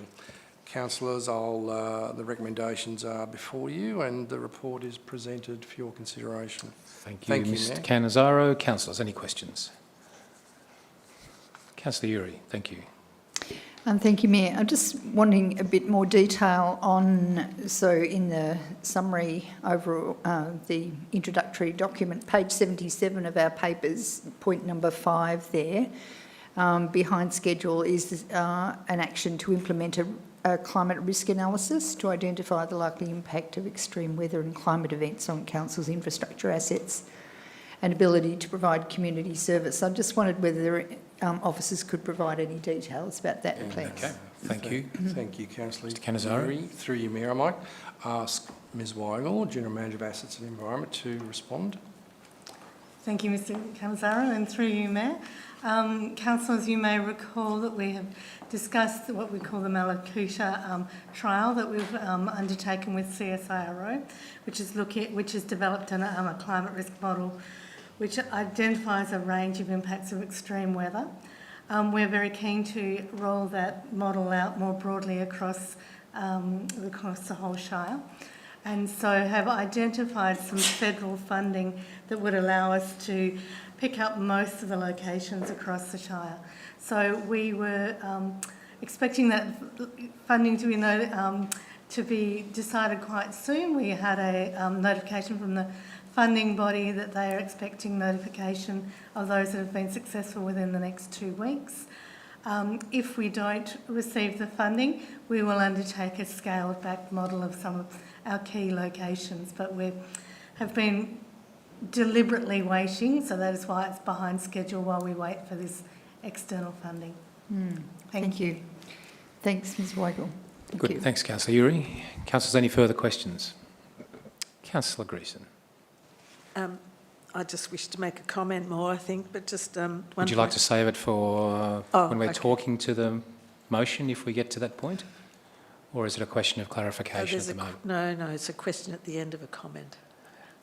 Do you want to put the question first and then make a comment later? That's all I'm suggesting, so you can talk to the motion if you want to. Go ahead. That's all right. We're not going to stand on convention here. Go ahead, Jane. Thank you. So I'm referring to 1.5.2, which is on page 91 of 398, and enhancing engagement with traditional owners in the development of key council capital projects. And just to comment that council working in partnership with local Aboriginal organisations such as GLOAC for delivery of projects is a win for the whole community and could really make a difference to reconciliation and closing the gap, as well as incorporating their arts and culture throughout everything we do. And the question is, are you planning to extend this further than GLOAC and work with other Aboriginal organisations in the region? Thank you. Thanks, Councillor Greason. Thank you, Councillor, and through you, Mayor. I think we were all wondering who would answer this one because we can all answer components of it. Certainly in terms of the capital works, we'd like to identify a project that we can work with traditional owners and make sure that we're working with them to develop that skill and capacity. Certainly we have been building that with GLOAC for a number of years now, but we have identified other projects in other parts of the Shire that we're looking at building those relationships. For example, we're looking at Forest Park as an opportunity to work more closely with Mudgee. Thank you. Councillor Greason, thank you. Councillors, any further questions? Let me just go my way back there. Sorry about that. Here I am, right. Councillors, so there is a recommendation. Do we have a motion, councillors? Councillor Greason, do I have a seconder? Councillor Van Diegel, thank you. Councillor Greason, would you like to speak? Thank you very much. I do like our council plan and these progress reports. I think that they provide us with such a lot of information about what the organisation is doing, and I just suggest to anyone who might be interested in listening that if combining this with the financial report will give you enormous amount of detailed information about the extraordinary range of things that council is doing. Thank you. Councillor Greason. Councillor Van Diegel. I don't have too much to add to that, but I find these reports some of the most interesting reports that we receive because I think it, like Councillor Greason just said, it shows just the immense amount of work that goes into council, more than votes, rates and rubbish. So I appreciate also just seeing where we're maybe falling behind and what's on track. So it's really exciting. I mean, we developed this council plan, so it's exciting to see the progress. Councillor Van Diegel, thank you. Councillors, the motion opposed. Would anybody else like to speak for or against the motion? Councillors, I'll always add what I enjoy the presentation of these reports. I think that the graphics and the layout make access to the information really good for a variety of readers and learners. And that's what I like about it. It's really easy to navigate one's way through there and get a snapshot really quickly. So congratulations, CEO, to you and your team for being able to present that. That's really important. Councillors, in that case, I will put the motion to the vote. All those in favour? Thanks, CEO. Carried unanimously. Councillors, we're on to 5.1.6, which is the revised councillor support and expenses policy. And we're nearly at the end of your section, Mr Cannizzaro. We nearly are. Thank you, Mayor, and through you. And a pleasure it is to run through your section too, by the way, so just... And I'm pleased to do that as well. Thank you. Councillors, before you is a report 5.1.6, the revised councillor support and expenses policy. You have had a briefing on this, councillors, before, but the key points to consider tonight, the policy has been updated to reflect 5 key things: updated council law, deputy mayor and mayor allowances as a result of the determination by the Victorian Independent Remuneration Tribunal, known as VERT. We updated the remote travel allowance section in line with the first determination of VERT as well. We've also updated the standard of accommodation and meals section in line with the Australian Taxation Office determination, and also the standard of accommodation and meals section out-of-pocket meal expenses provided for the day before and following an overnight stay, councillors. And also there have been some minor administrative changes, such as titles and those sorts of things. The recommendation is before you, councillors, for your consideration. Mr Cannizzaro, thank you. Councillors, question? Councillor Yes, Stowe. I feel I have a pecuniary interest here. You do get an allowance. Should we be discussing this? Yes, councillors can actually determine Okay. this. Yep. Yeah. I shouldn't be answering the question for you, Mr Cannizzaro. Can councillors be deciding this matter? Yes. Okay. I'll move that we do it. Are there any further? We'll park that, and I'll take that as you're moving the motion. Councillors, are there any further questions? Thanks, councillors, in which case there is a recommendation that has been moved by Councillor Stowe and seconded by Councillor Allen by the looks of it, if we're happy with that. Councillor Stowe? No, I don't wish to speak on it, but thank you. Councillor Allen? Excuse me, only to say that I feel as councillors we're very well supported through this policy, and I'm happy to second that. Councillor Allen. Councillors, is the motion opposed? Would anybody else like to speak for or against the motion? I think I would say, Councillor Stowe, that in recognition of what seemed like a whimsical comment of yourself, but I think that the officers have actually been able to align the decisions against those authorising frameworks such as VERT and the Australian Taxation Office, and that takes the ambiguity out of it. So I think that's what's really important. Well, I did notice the benefits we're getting out of this, not the least of the use of the car, although we make some contributions. So I think, yeah, I accept that it's not a pecuniary interest if you tell me it isn't. Yeah. But I think that, as I say, that I think that having the authorising framework that's separated from us and that's aligned with those other external frameworks is what validates that particular policy. So thanks for that. Councillors, I'll put the motion to the vote. All those in favour? Thanks, councillors. Carried unanimously.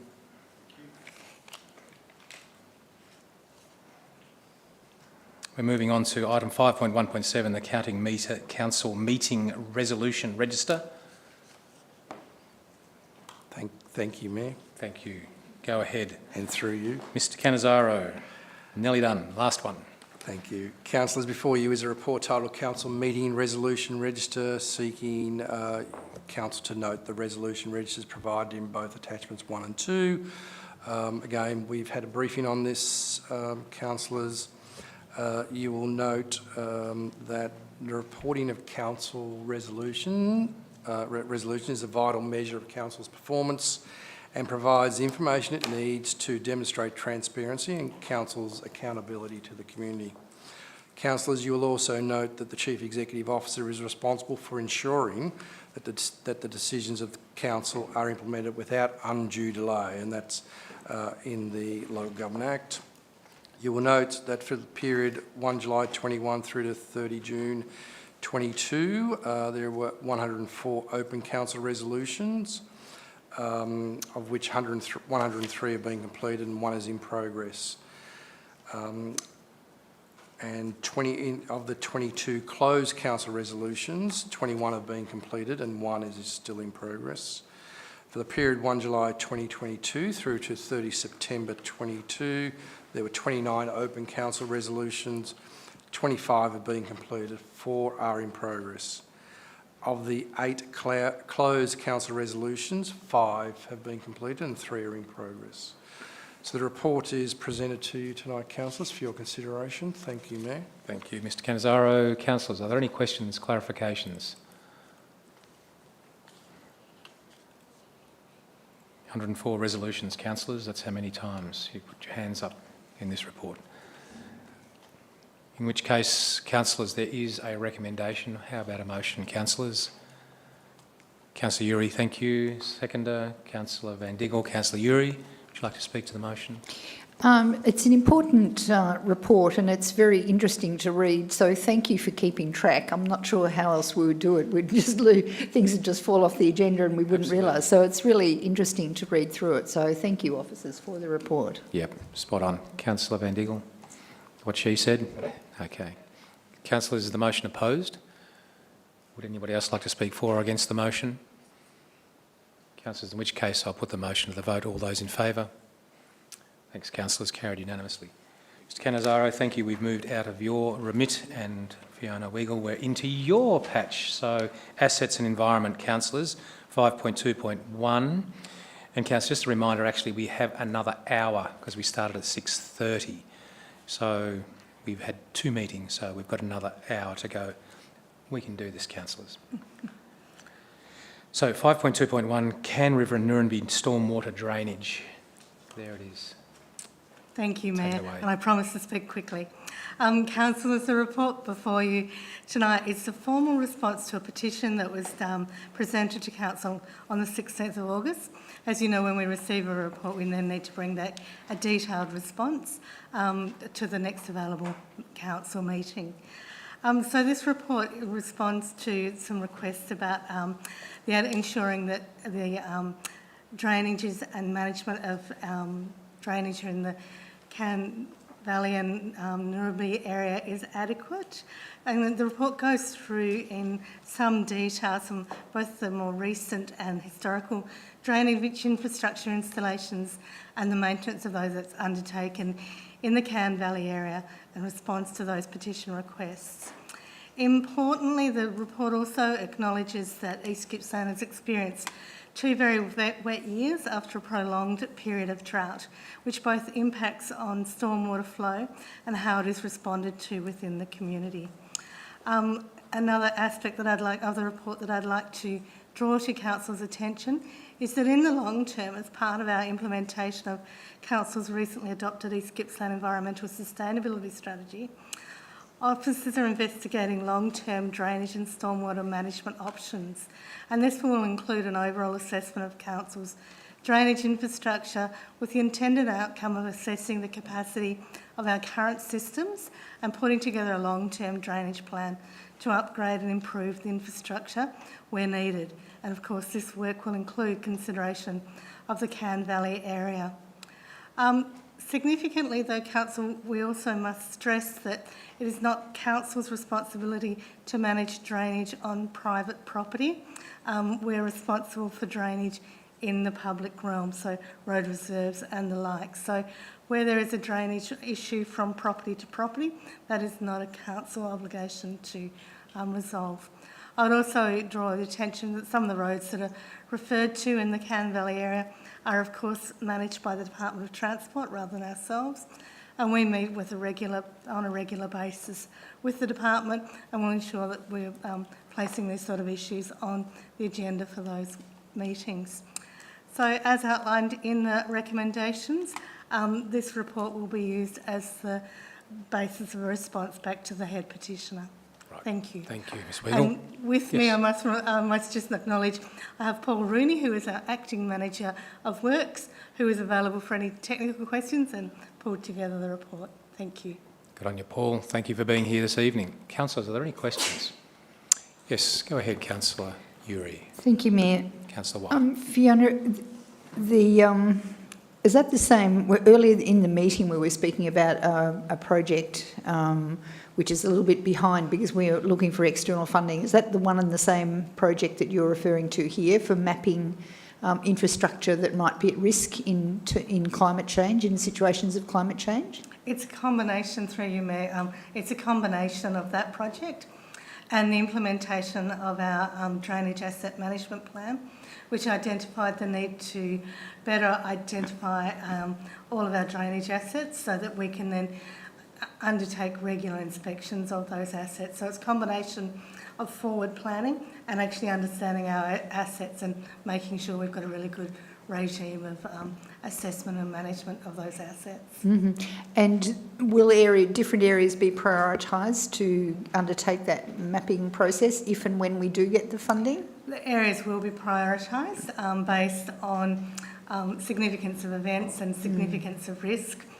So yes, we're looking at where we've got population base as well. So all of that will be part of the prioritisation. From memory, we'd managed to prioritise most of our settlement areas, but we're also looking at data that we've gathered over the last 8 now, flood events over the last 12 months, and where we've seen repetition of some of those flood events impacting our drainage and our roads, which Paul is very aware of and dealing with on a daily basis. It's an increasing issue. Thank you. It is. Thank you. Councillor Uri. Councillor White. Thanks. Now, Fiona, obviously in the report here, we actually do regularly assess the capabilities of these drains and the stormwater. So in doing so, but we were reporting back to the community because of the petition, but do you think the petitioners would be satisfied with council's efforts to rectify or repair the problems that they have? I think, Councillor, that again through you, Mayor, Councillor, we do as best we can with the budget we have, and in a year like this, it is very challenging. A lot of people are seeing a lot more water than they've seen. So I think Council knows we've already reached and exceeded our average rainfall for a year, and we've still got, that was when we still had 3 months to go. So we've had officers out as recently as this week repairing drainage infrastructure in the Cann Valley area, only to see it inundated yet again. So I believe that the community understands and is starting to see the challenges that council is facing, and also understands, and we've been doing some more work around explaining that the way that the flood recovery funding works is we can only put back like for like. So that's why council was also advocating very strongly for changes to the disaster recovery criteria, which allow for betterment, which will allow us to improve drainage rather than just put it back to see it wash away with the next flood event. So I think that it's been a challenging year for communities, not just Cann River, to understand the impact of changing climatic conditions, but we're working hard to help the community understand that.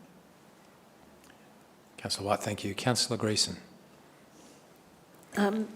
Thank you, Fiona. It does raise the question of can we keep improving drainage facilities to meet, I mean, this has been a really bad year, sure, with flooding, but if it continues like this and gets worse, and we talked about Raymond Island before being a flat place and nowhere for the water to go, what are the implications for the future?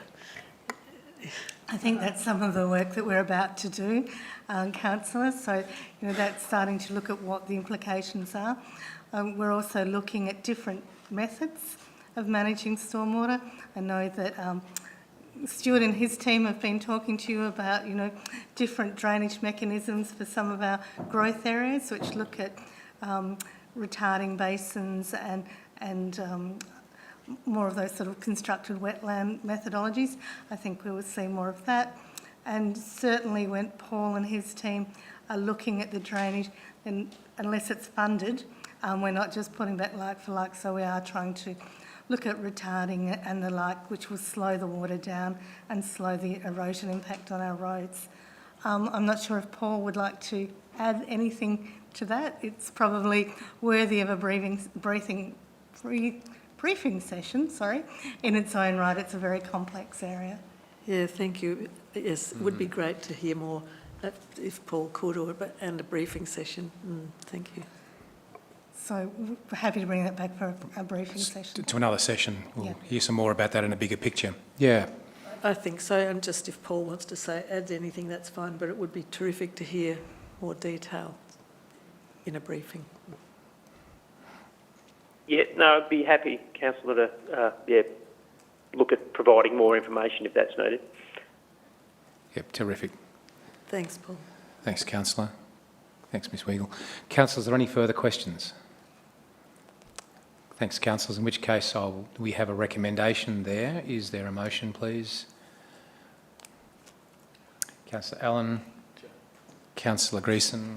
Councillor Allen. No? No, nothing to Councillor say, Greason? thanks. No, nothing to add, thank you. No, thank you. Councillors, the motion opposed. Anybody else like to speak for or against the motion? In which case I'll put the motion to the vote. All those in favour? Thank you.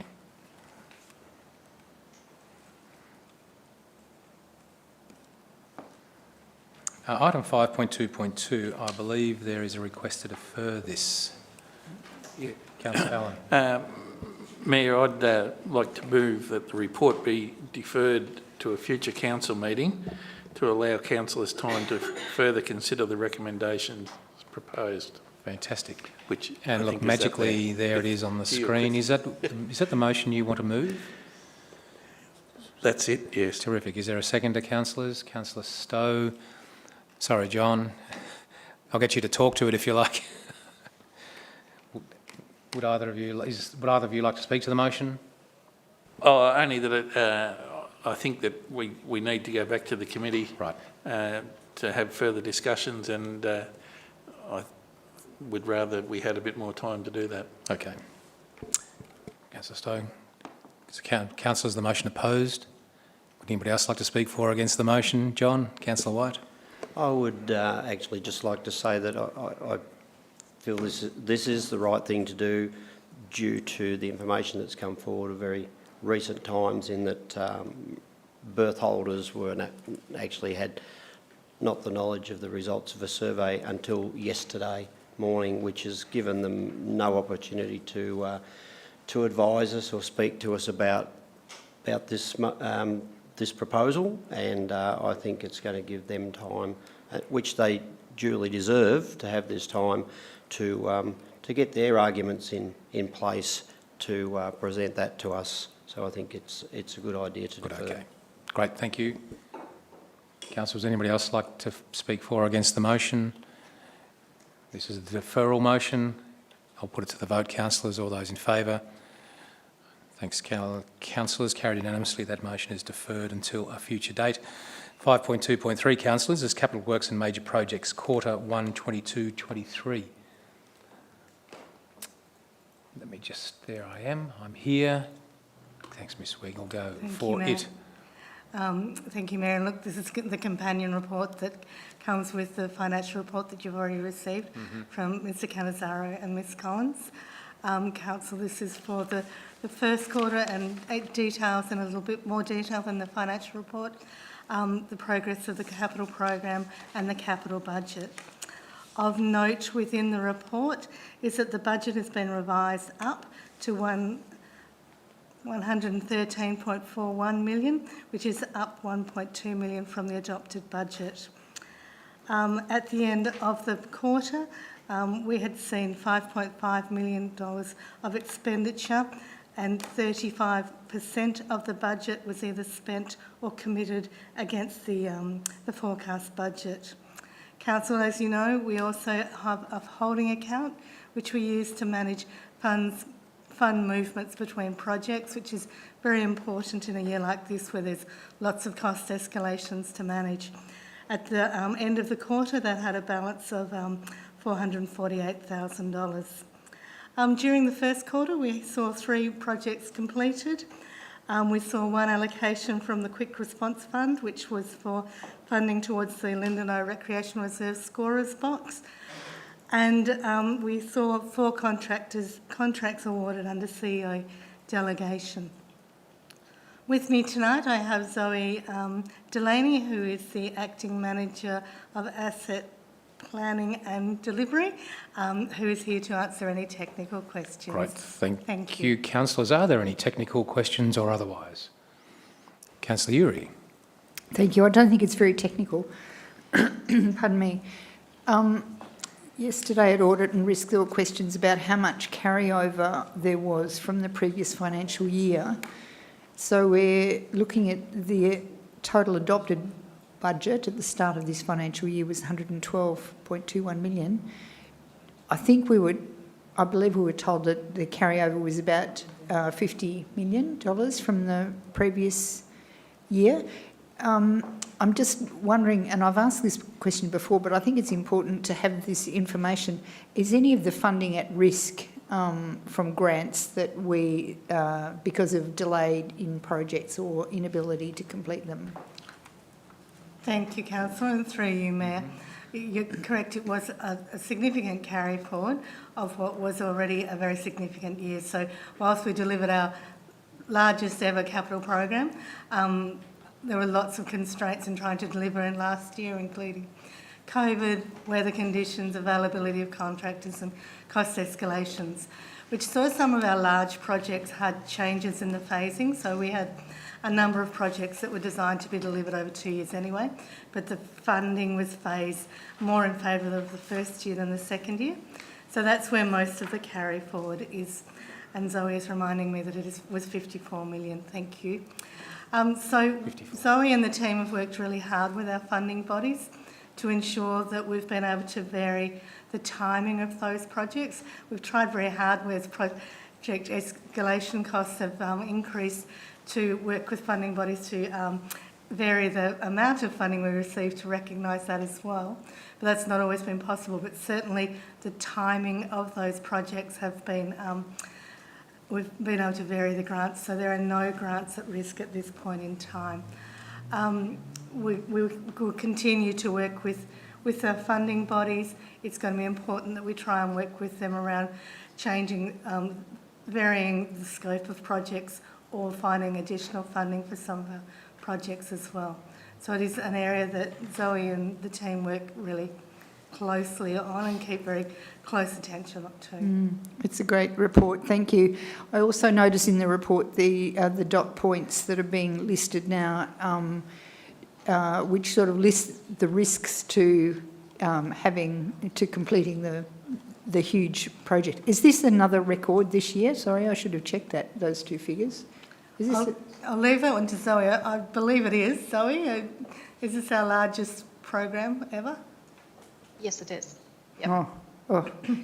And so those risks are all very real, I imagine, to the project, but there are some mitigating factors that have been documented there also. And a lot of these are not specific to East Gippsland, though, so I imagine that that's one of the advantages in talking to the funding bodies, that everybody's in the same boat. Would that be correct? That's right, and I think some of the funding, especially around the bushfire recovery funding, we've seen the variation apply to the entire program, not just to council's projects. So the recognition was that the timing was tight anyway, and the circumstances of COVID and the weather conditions and have meant that, you know, if council is finding it hard, so are some of those smaller community groups to deliver projects. So certainly it's not just an East Gippsland challenge.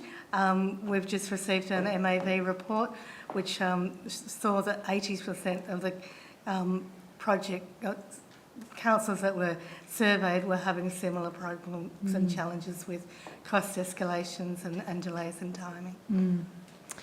Thank you, Ms Weichel. Yep. Thanks, Mayor. Great. Councillors, are there any further questions? In which case, councillors, there is a recommendation. Do I have a motion, please?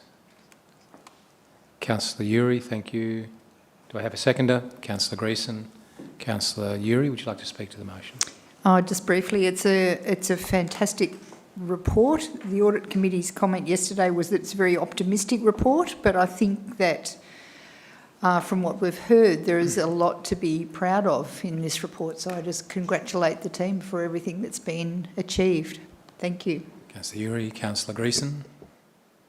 Just to add to that, it is incredibly impressive being the biggest program that we've ever had and you've ever dealt with, and it's so good to be able to say that you're meeting timeframes and budget forecasts. It's brilliant. Thank you. Councillors, is the motion opposed?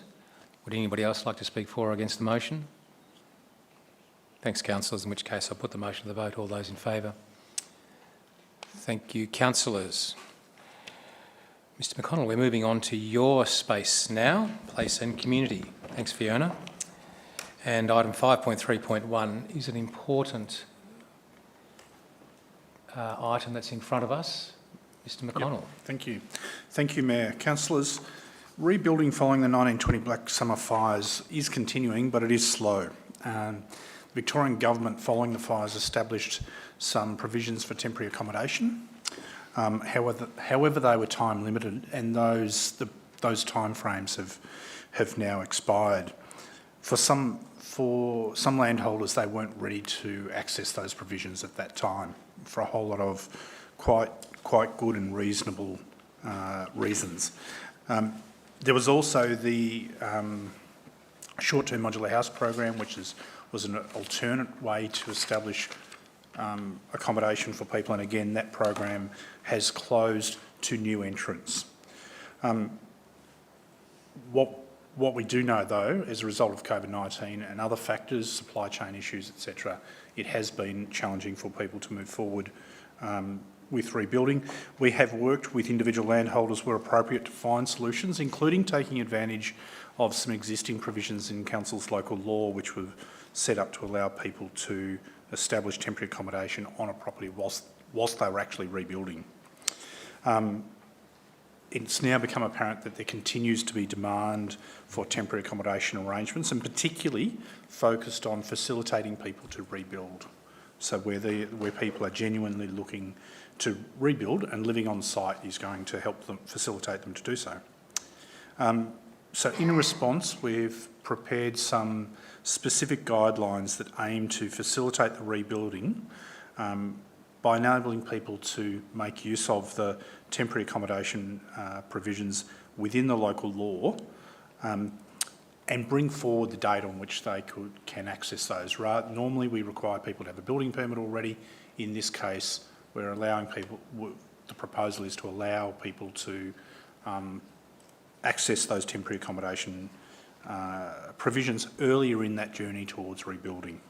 The guidelines also then allow some extended time for people to proceed through that rebuilding process. There's a number of proposed conditions, in a sense, around these specific guidelines, which are only for those people who are seeking to rebuild following the 1925s, and you have those in front of you. And the recommendation is that Council adopt the draft guidelines for issue of temporary accommodation permits in this circumstance, but also then waive the application fee that would normally be associated with a local law permit for this purpose. So thank you, Mayor, and if councillors have any questions... Mr McConnell, any questions on this matter? Councillor White. Again, thank you.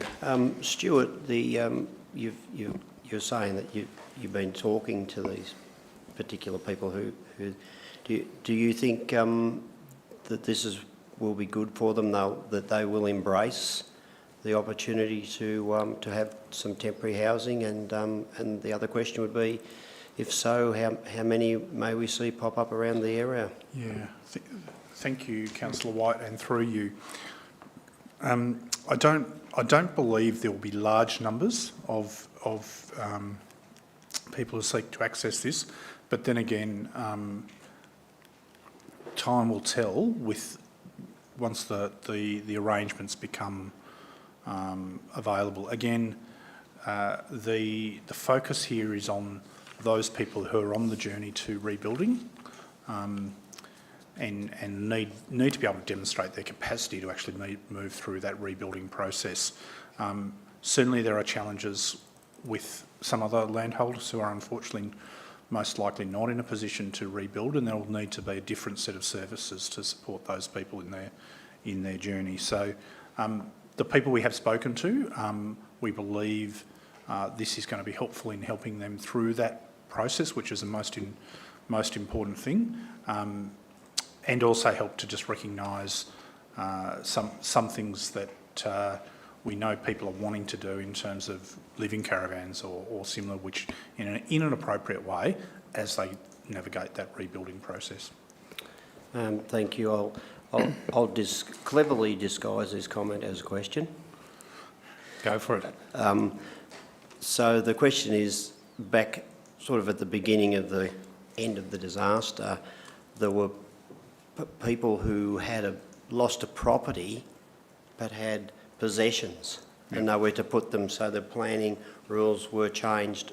I'm asking, were they changed to let them build a shed, so that, which is not really the way you build on a block. You build your house first and your other things second. So they were given the opportunity to put a shed up so as they could store their personal belongings that they had left, and also for many of them, if they were going to be an owner builder, their tools of trade safely stored away. So this is just, I think it's another good way to try and assist. There's still many people who are not rebuilding yet.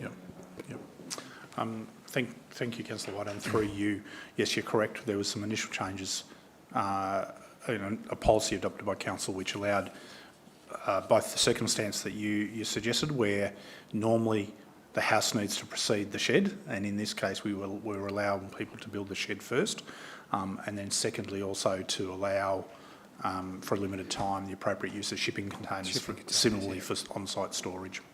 Yep, I recall that. Thanks, John. So here comes the question. Okay. So did that situation and assistance has obviously worked well? So thank you, Councillor White, and through you, Mayor. To the best we can tell, yes, that was taken up, but it's not taken up by everybody. But again, it was taken up by a number of people, and for those, it was helpful. Very good. Thanks, Councillor White. Councillor Uri and then Councillor Crook. Thank you. Stuart, is this a new and unique set of guidelines that you've just developed right now? Thank you, Councillor Uri, and through you, Mayor. Yes, so it is a specific set of guidelines, Councillor Uri.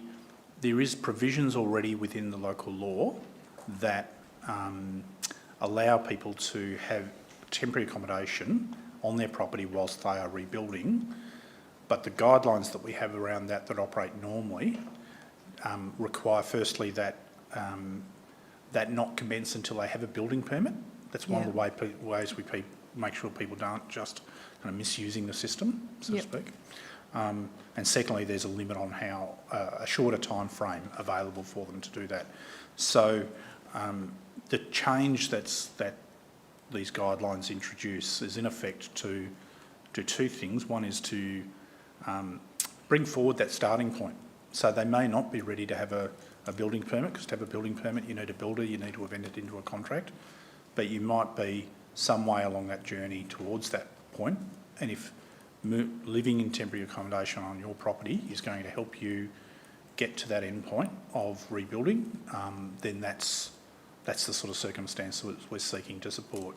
And it saves, in some cases it will also save people continuing to pay rent whilst they're also trying to retain funds to rebuild with. So it's that Fantastic. catch-22. My follow-up question would be, has this been, I mean, we haven't passed it yet, we're just discussing it, but presumably if it is passed, will you document that and share that as a learning from, from the disaster recovery sort of period? Thank you, Councillor Uri, absolutely, and we've certainly had discussions around this approach with both with DELP and with Emergency Recovery Victoria as well already in framing this. And in some senses what it does is also picks up on some of the provisions that were put in place early under the planning scheme, but they were for a limited period of time, and for all of the reasons that councillors are very aware of in terms of COVID and supply chain and the normal impacts of recovering from an event, it's taken much longer for people to proceed with rebuilding. Yep. Thank you. Thank you. Thanks, Bendy. Tom. Thank you, Mayor, and thank you, Stuart. Stuart, my question relates to one of the last stipulations there, that the temporary accommodation, once established, must be removed within 3 years of the date that the use has commenced. Presumably that's the time allotted to construct a primary dwelling. Yeah. Having lived in remote areas and built various shanty sheds and whatnot, I know from experience that when you put the effort into building a building, even then when you build a better one to live in that's permitted, you're quite reluctant to deconstruct or take that building down because it could be used as a shed or various other things. Is it in fact the case that those buildings the temporary accommodation buildings could be used as a storage facility for the primary premises, or does it actually in fact have to be removed? Yeah, so thank you, Councillor Cook, and through you. I'd imagine that if the facility is decommissioned, so to speak, as a dwelling, but is then used as a shed or similar and meets the other requirements that would normally apply to that kind of outbuilding, then that would be a reasonable thing. Okay, thank you. Yeah, that's good. So, Tom, you could have actually got a permit for those shanties that you built. Yeah, well, they all burned down, so... Councillors, are there any further questions? Mr McConnell, thanks for the report. Councillors, there's a recommendation. Do I have a motion? Councillor Uri, Councillor Crook, Councillor Uri, would you like to speak to the motion? No, I don't have anything further to add except to say congratulations, I think. Yeah. It's great to find solutions to these difficult problems. Yeah, so, spot thank on. you. Councillor Crook? Yeah, just to echo what Councillor Uri said, it's good work. Well done, Stuart and team. It's a rapidly evolving space that we need to continue to innovate in. Yep. Councillors, is the motion opposed? Would anybody else like to speak for or against the motion? Thanks, councillors. I'll put the motion to the vote. All those in favour? Thanks. Carried unanimously. Thanks, councillors. We're moving on to, surprise, surprise, the ending of a Section 173 agreement, item 5.3.2. Thank you, Mayor. Councillors. Thanks, Stuart. Go ahead. Before you is a report seeking the ending of the Section 173 agreement for 52 Country Club Drive in Lakes Entrance. And the agreement was originally entered to offset vegetation permitted for removal to establish the Country Club Drive and Riviera Court subdivisions. Key points for your consideration. The land's subject to the Lenga Outline Development Plan for Lakes Entrance. It's also subject to a site-specific development plan that was under that broader development plan, and also a planning permit application which is currently on foot, which will require the ending of the current agreement before the subdivision could commence. Council has previously considered the appropriateness of ending of the agreement in its decision to adopt the development plan for the site at the council meeting on the 3rd of October 2017. So in a sense, there's already been an in-principle decision in the background to this one. The effect of this application and the associated application for a planning permit is to facilitate the residential development, which is part of the Lakes Entrance Northern Growth Area Outline Development Plan as adopted by council. We've referred this application to DELP, as in the application for the planning permit, and their referral response includes the requirement for condition that the 173 agreement be ended and that the offsets be purchased, or there be a financial offset to be paid in relation to the removal of the remaining vegetation, which is consistent with the current requirements. So the planning application provides for further residential lots to be created within the northern growth area and offsets the previous area of vegetation protection in accordance with today's requirements. And that represents a sound both environmental and planning outcome. Notice of the proposal was provided with all the relevant parties being directly contacted, and no objections were received.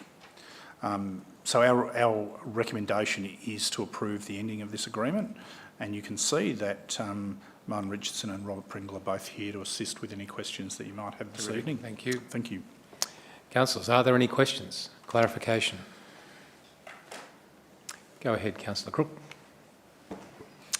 This obviously fits within a much broader strategic piece of work in Lakes Entrance.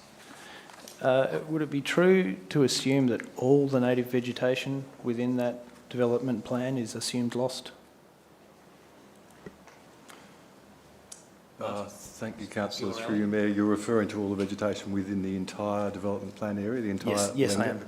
No, that's actually not correct. So the arrangements that were put in place when the development plan was adopted and the outline development plan incorporated into the scheme actually provided for both an arrangement combination of offsets and retention, and in fact some of the offsets are within the retained areas. There's a very large patch of native vegetation on one of the lots, significant area of vegetation which is actually retained under the outline development plan and can't be developed. and that patch of native vegetation actually served as a partial offset for some of the other losses. So there are substantial areas of native vegetation within the outline development plan that are to be retained under the adoption of that plan, and others that are to be offset, as was agreed by DELP when they signed off on the vegetation management plan as part of the ODP. Okay, good. I'm glad to hear that. Thank you. Thanks, Councillor Crook. Any further questions? Councillor Greason. Thanks, Martin. Can you talk to me a little bit about how many trees are being considered to come down in that 6.6 of a hectare? What species are they and what age? We'll hand that one to Robert. Thank you, Mayor.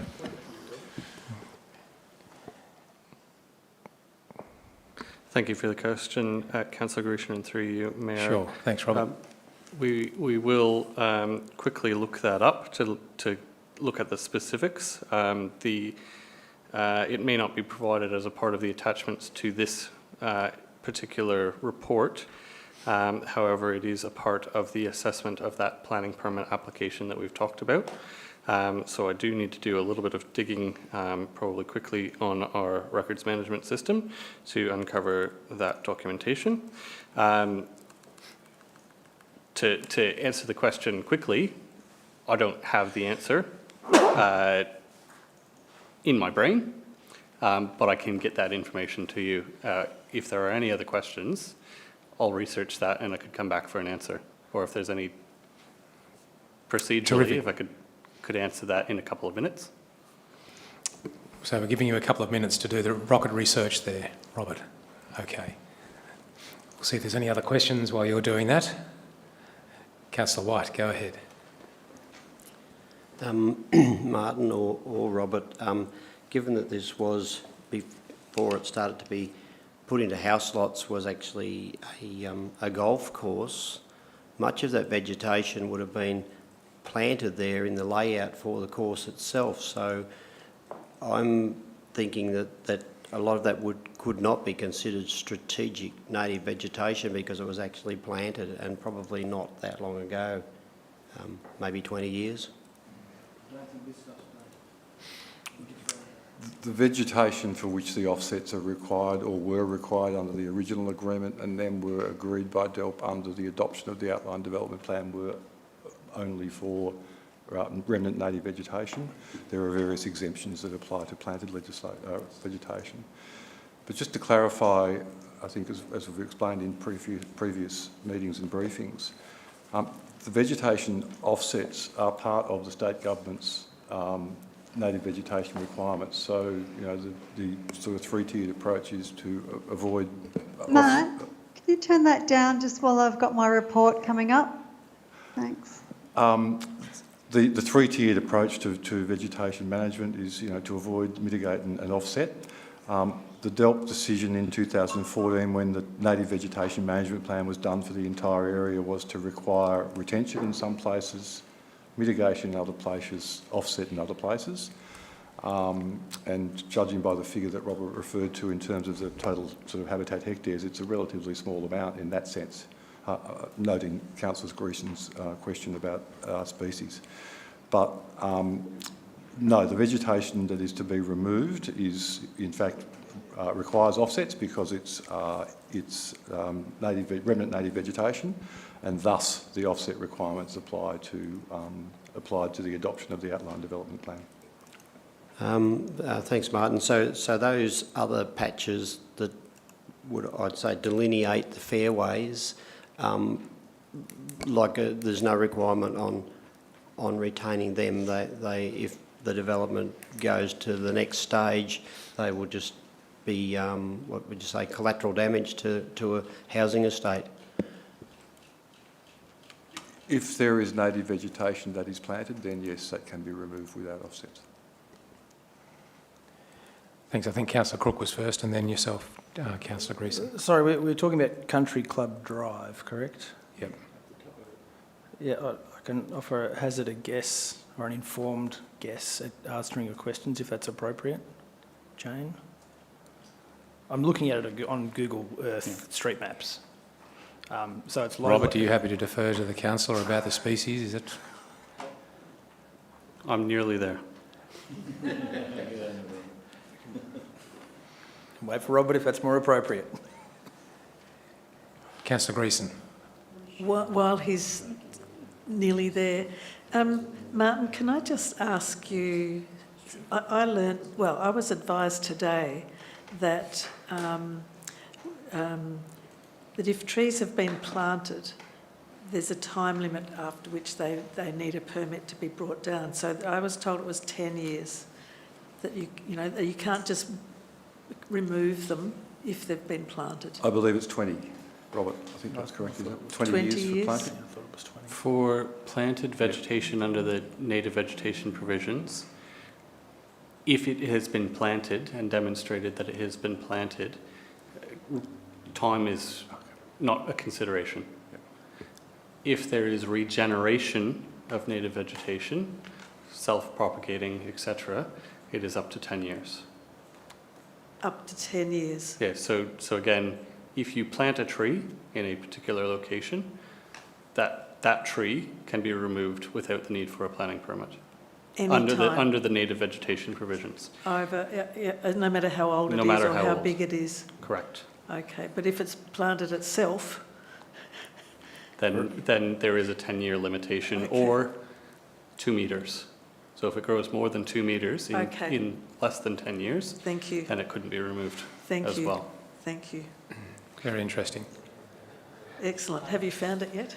I believe I have, and I'll probably have to look at a couple of different pages, but to start with, so this is quoting from the Native Vegetation Removal Report submitted with the planning permit application. 9 large trees are included. And if I go into the specifics, with apologies, I've got to turn my page around. Not that way.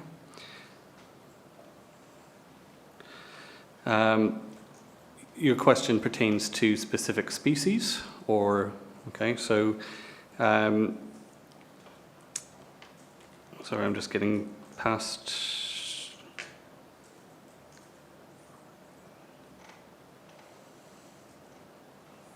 So I'm trying to find the specific species listed. So I'm assuming if it's grassy plains, there might be forest red gums rather than coastal grey. Do you know? I'm just reading through the list. There's about 50 species listed, including fauna species, habitat, and the significance is to the 0.0001 of some of those. I see coast grey box,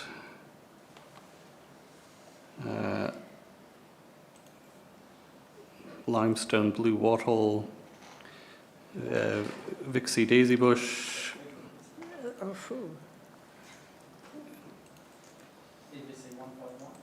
Yes, the limestone. So there are a number of species that are listed. I'd be happy to clarify further if necessary. So the limestone blue is not found very many locations at all. Buchan blue and a little bit around the lakes. Can I seek clarification? Sure, that's what we're here for. Is that a list of species for that particular environmental vegetation class, or is that a list of species found at the site? Because they're two very different things. It's very unlikely if the buchan blue wattle is there if it hasn't been planted. So I'm looking at Appendix 2 of that Native Vegetation Removal Report, information about impacts to rare or threatened species habitats on site. This table lists all rare or threatened species habitats mapped at the site. So they're mapped rather than present. Yeah. A quick comment. Buchan blue wattle is federally listed under the EBPC Act. So I don't know if that's been considered here, but might need to be. I just want to clarify, if I may, through you, Mayor. Yep, sure. That firstly, the existence of a single tree doesn't necessarily mean that the area gets a high habitat score. because the existence of a single tree is not nearly the same as a stand of those trees in another location, and that we had that issue came up with the Christmas Street Meetung issue, where we had 3 trees, and DELP's advice was those 3 trees in that context had very, very low habitat value because they would not provide anything like the habitat value that a large stand of trees would, but accepting that an individual tree may still have some protection. But again, I'd like to bring the council back, if I may, to the fact that when the outline development plan for this area was adopted in 2014, a full native vegetation assessment was undertaken and was fully signed off by DELP, who are the authorising authority for those matters.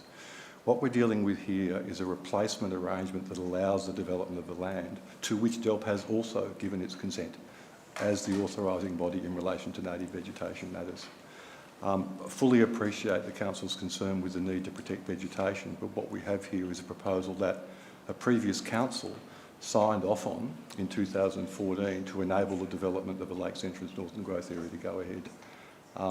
And if I might suggest that, in my view, this is not the time to review a decision made in 2014 to enable development to proceed in this site that was signed off on by the relevant authority in relation to native vegetation protection. If I might. Okay, we'll take those comments. Thanks, Martin. Thank you. Are there any further questions, councillors? Councillor Greason, you've got your light on.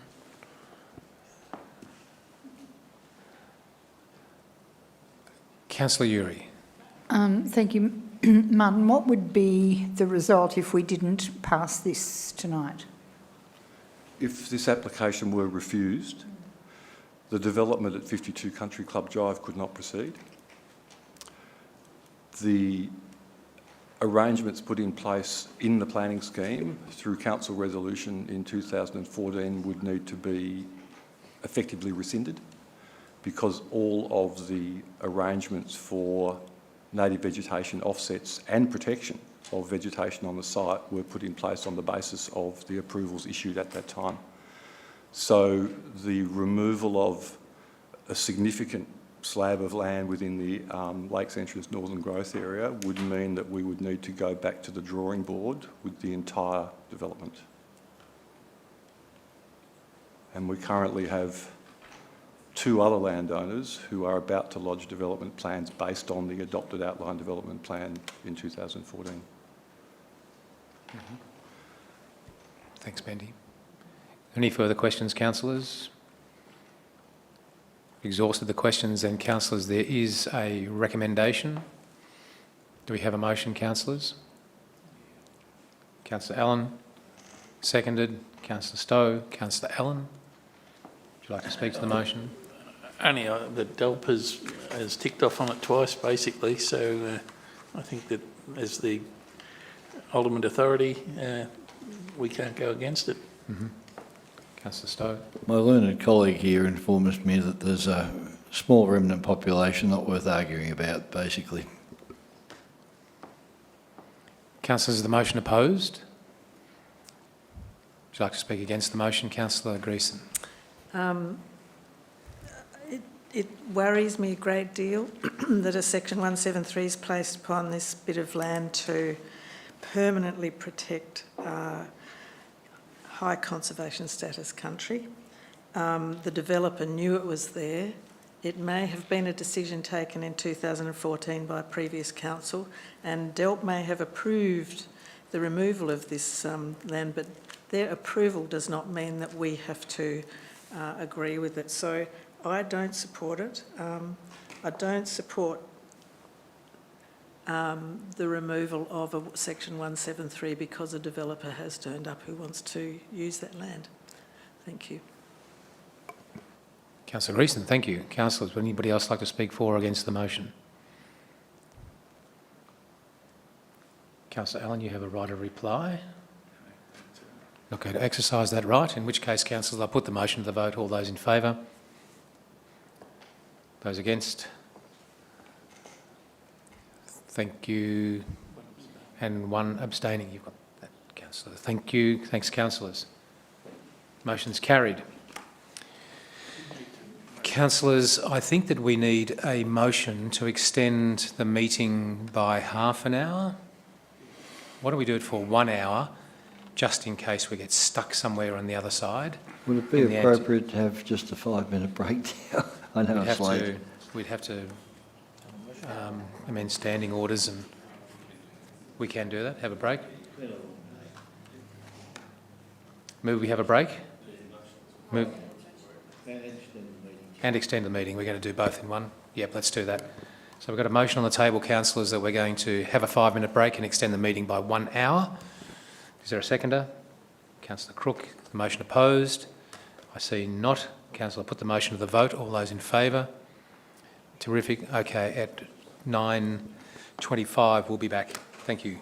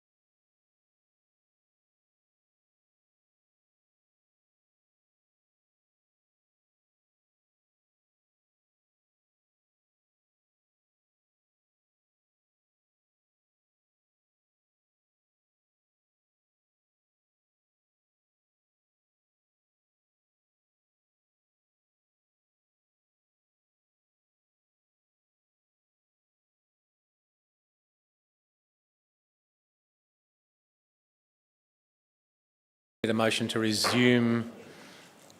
No, I don't think so. We don't even need a motion to resume. We are council. So we're back in meeting, council. And we are now on item 5.3.3, I think. Yes, we are, which is East Gippsland Bushfire Recovery Third Progress Report. Stuart. Thank you, Great, Mayor. thank you. Councillors, before you is a report that presents for you the third progress report on the recovery action following the 1920 fires. And the report outlines some of the achievements, some of the status of recovery action, some of the challenges that remain across East Gippsland, and from both the work of the community recovery committees, other volunteer work, the work of council, the work of Bushfire Recovery Victoria, or now Emergency Recovery Victoria, and a whole lot of other agencies. I think importantly, the report also recognises, and I think we need to recognise, the invaluable contribution the volunteers have made through this process, and particularly the community leaders. I continue to be inspired by some of the community leaders that have stepped into this space. And also, I'd also like to recognise the very significant financial support there has been for recovery in East Gippsland from both the state and federal governments, which has been important, and again recently further announcements around that.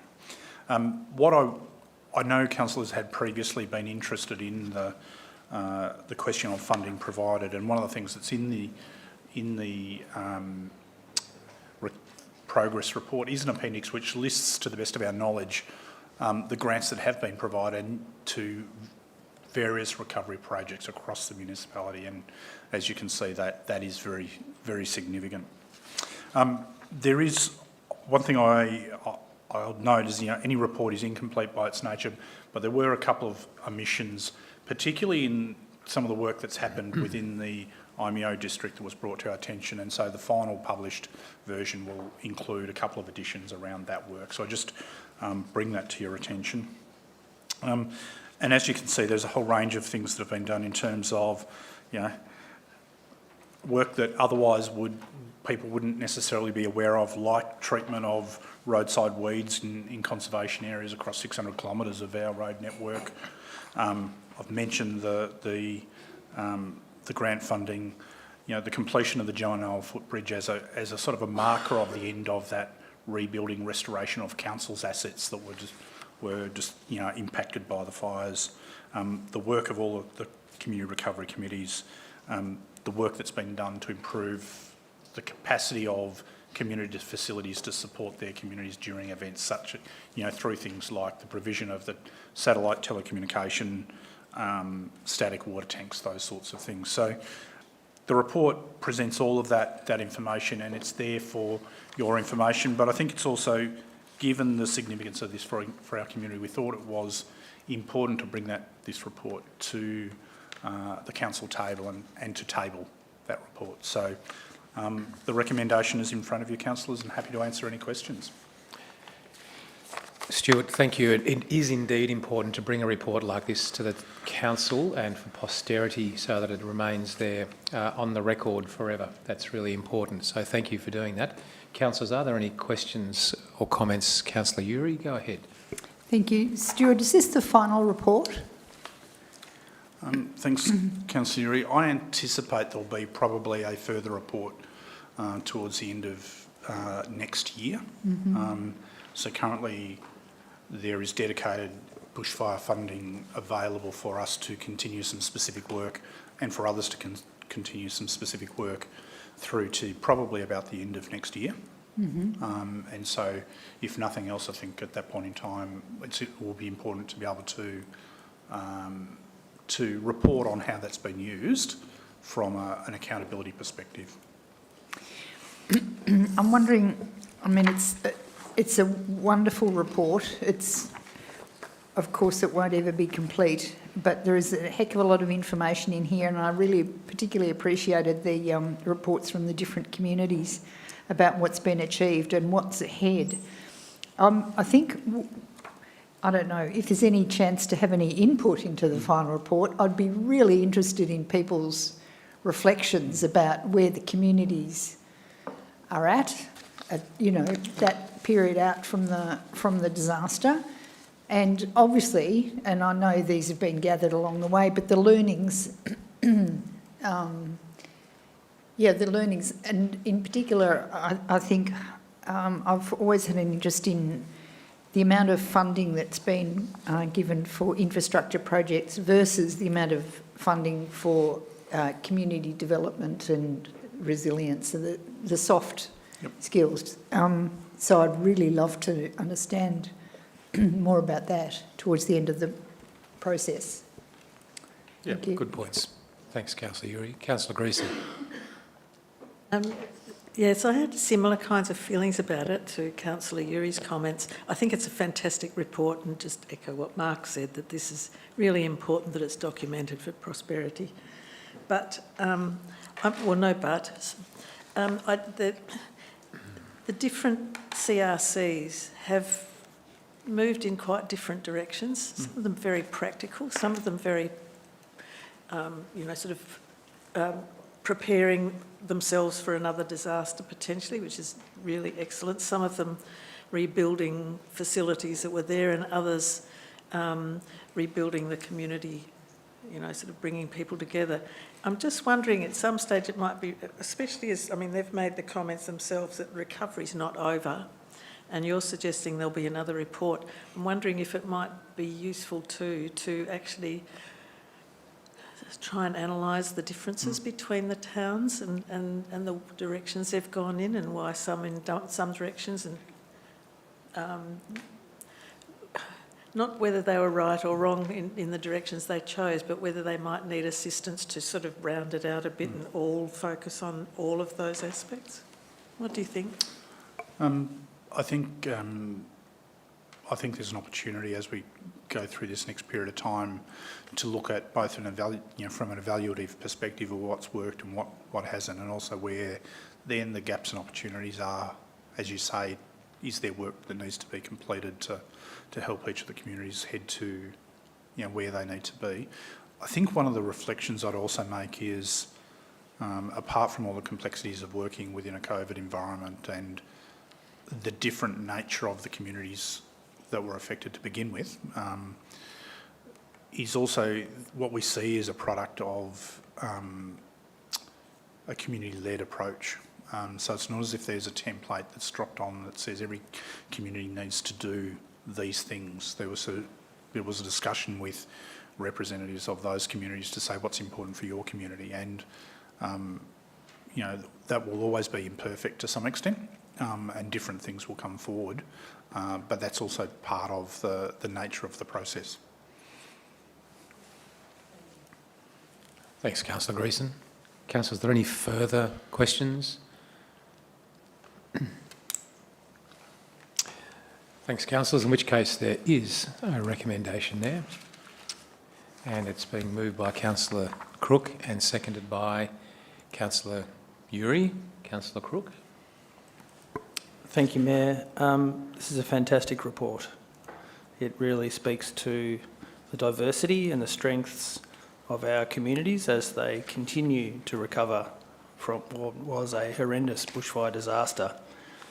I guess that's the point that I'll make. We're still recovering. This document speaks to some amazing achievements and the resilience and strength of the people in East Gippsland, but it also paints the picture that we are still in that recovery process. And so I commend the recommendations. Councillor Uri. Thanks, Tom. Thank you.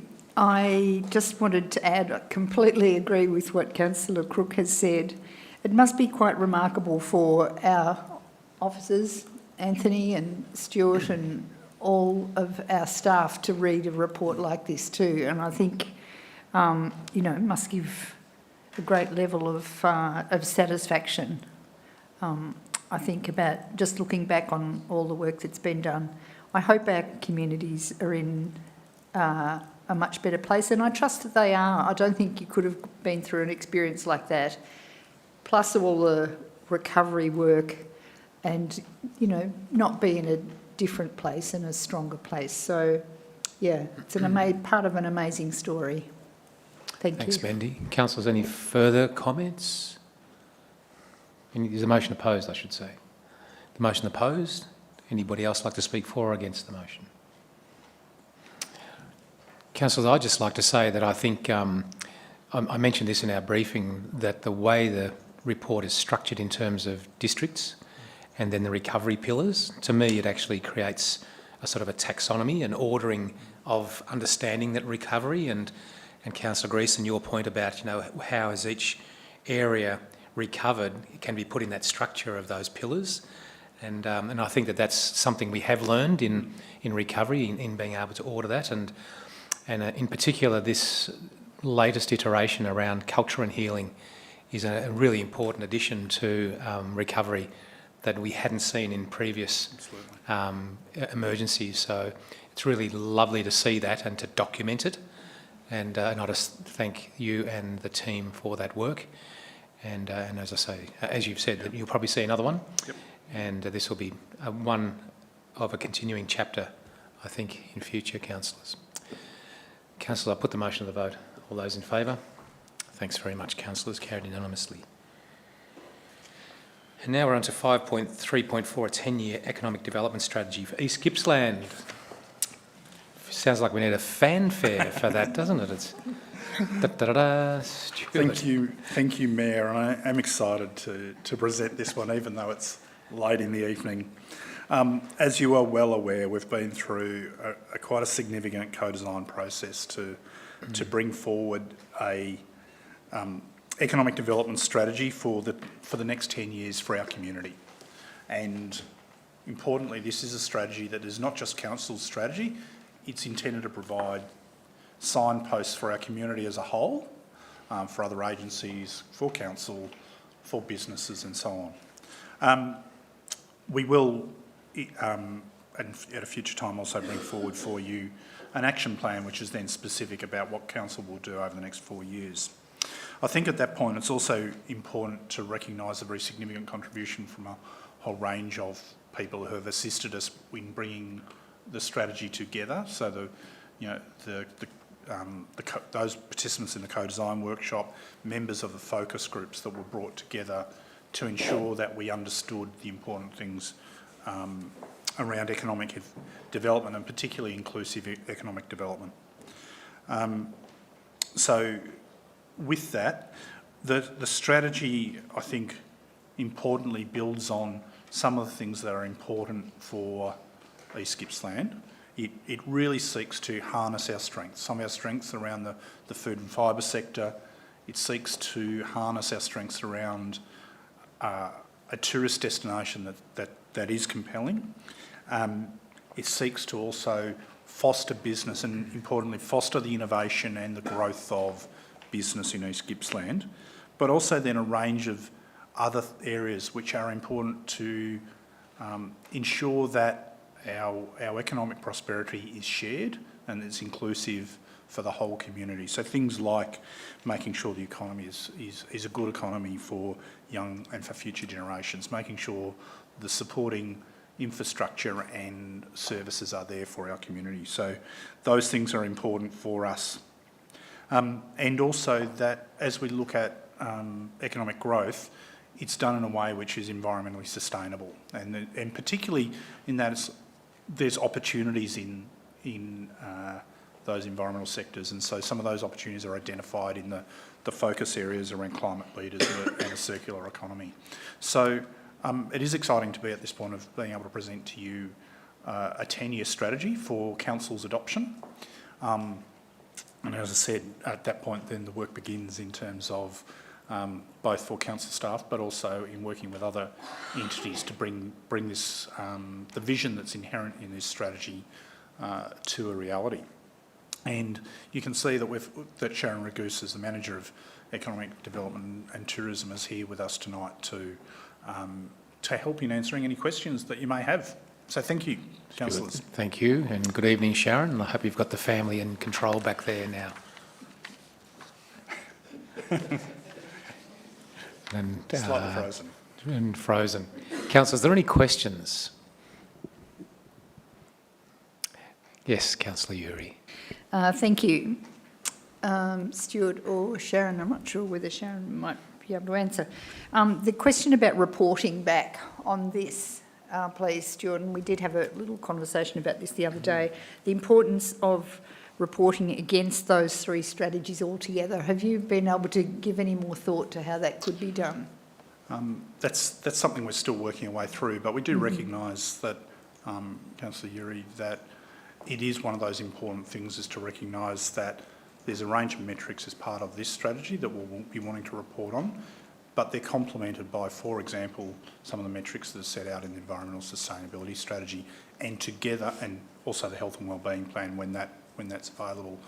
So together they tell the whole picture for our community. So we'll come back with some further advice about the best way to report on those things. Okay. Thank Very you. good. Thank you. Councillors, any further questions? Jane's going to move. You're moving the motion be put, are you?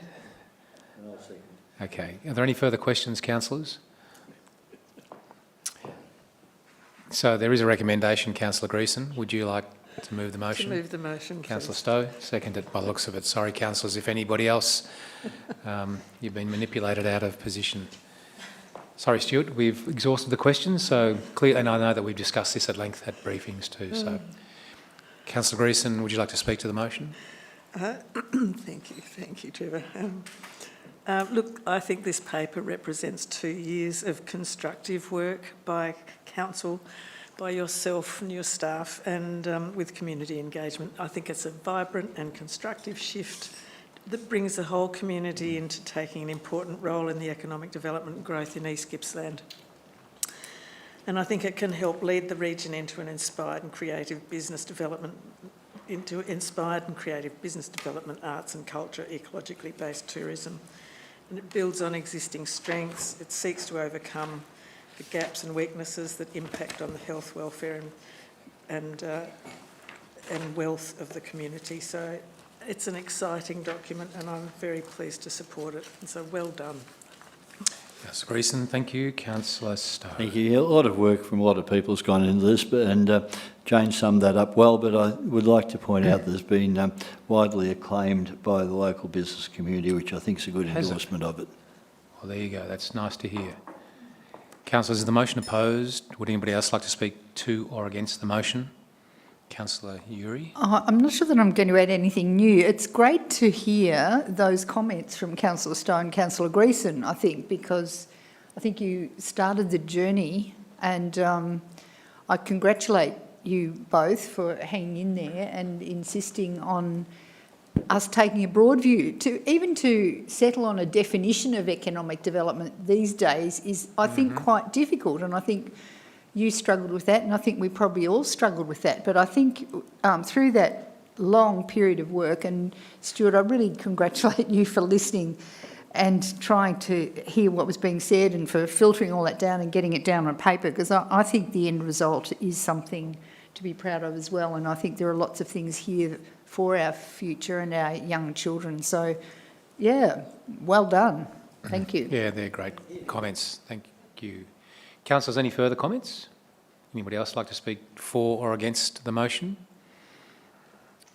I'd just like to echo those comments, councillors, and also there's a lot of resonance in the smart specialisation work that's going on at Orbost at the moment too. When I look at those 9 focus areas, you know, they're real threads that are flowing through, and I think that that's what's fantastic, that our communities can pull those threads out of a plan like this and have that resonance. So that's great.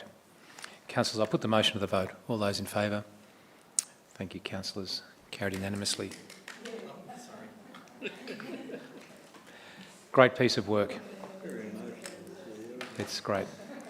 Councillors, the only urgent and other business that I note is that we've missed the lunar eclipse tonight by being in here, which would have been amazing, apparently.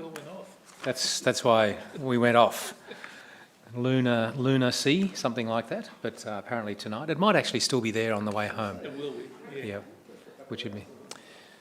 But councillors, we need a motion to close the meeting to the public in accordance with provisions of section 66(2) of the Local Government Act to consider the following item, 7.1, collaborative procurement of the Bruthen streetscape. Do I have a motion? Just note, Mr Mayor, before you do that, that there is no urgent and other business. Oh, correct. I did note that, but the only urgent other business was the lunar eclipse, and that's not something we can. That's not something we can deal with. It has. I sort of skimmed over that in the assumption there wasn't any, and even if there was, there isn't, because I'm chairing it. Let's go. Councillors, happy to move into camera. We need a seconder. Thank you, Councillor Van Diggle. Do you need to speak to it? No. Is the motion opposed, councillors? Put the motion to the vote. All those in favour? We're moving into camera, into the room.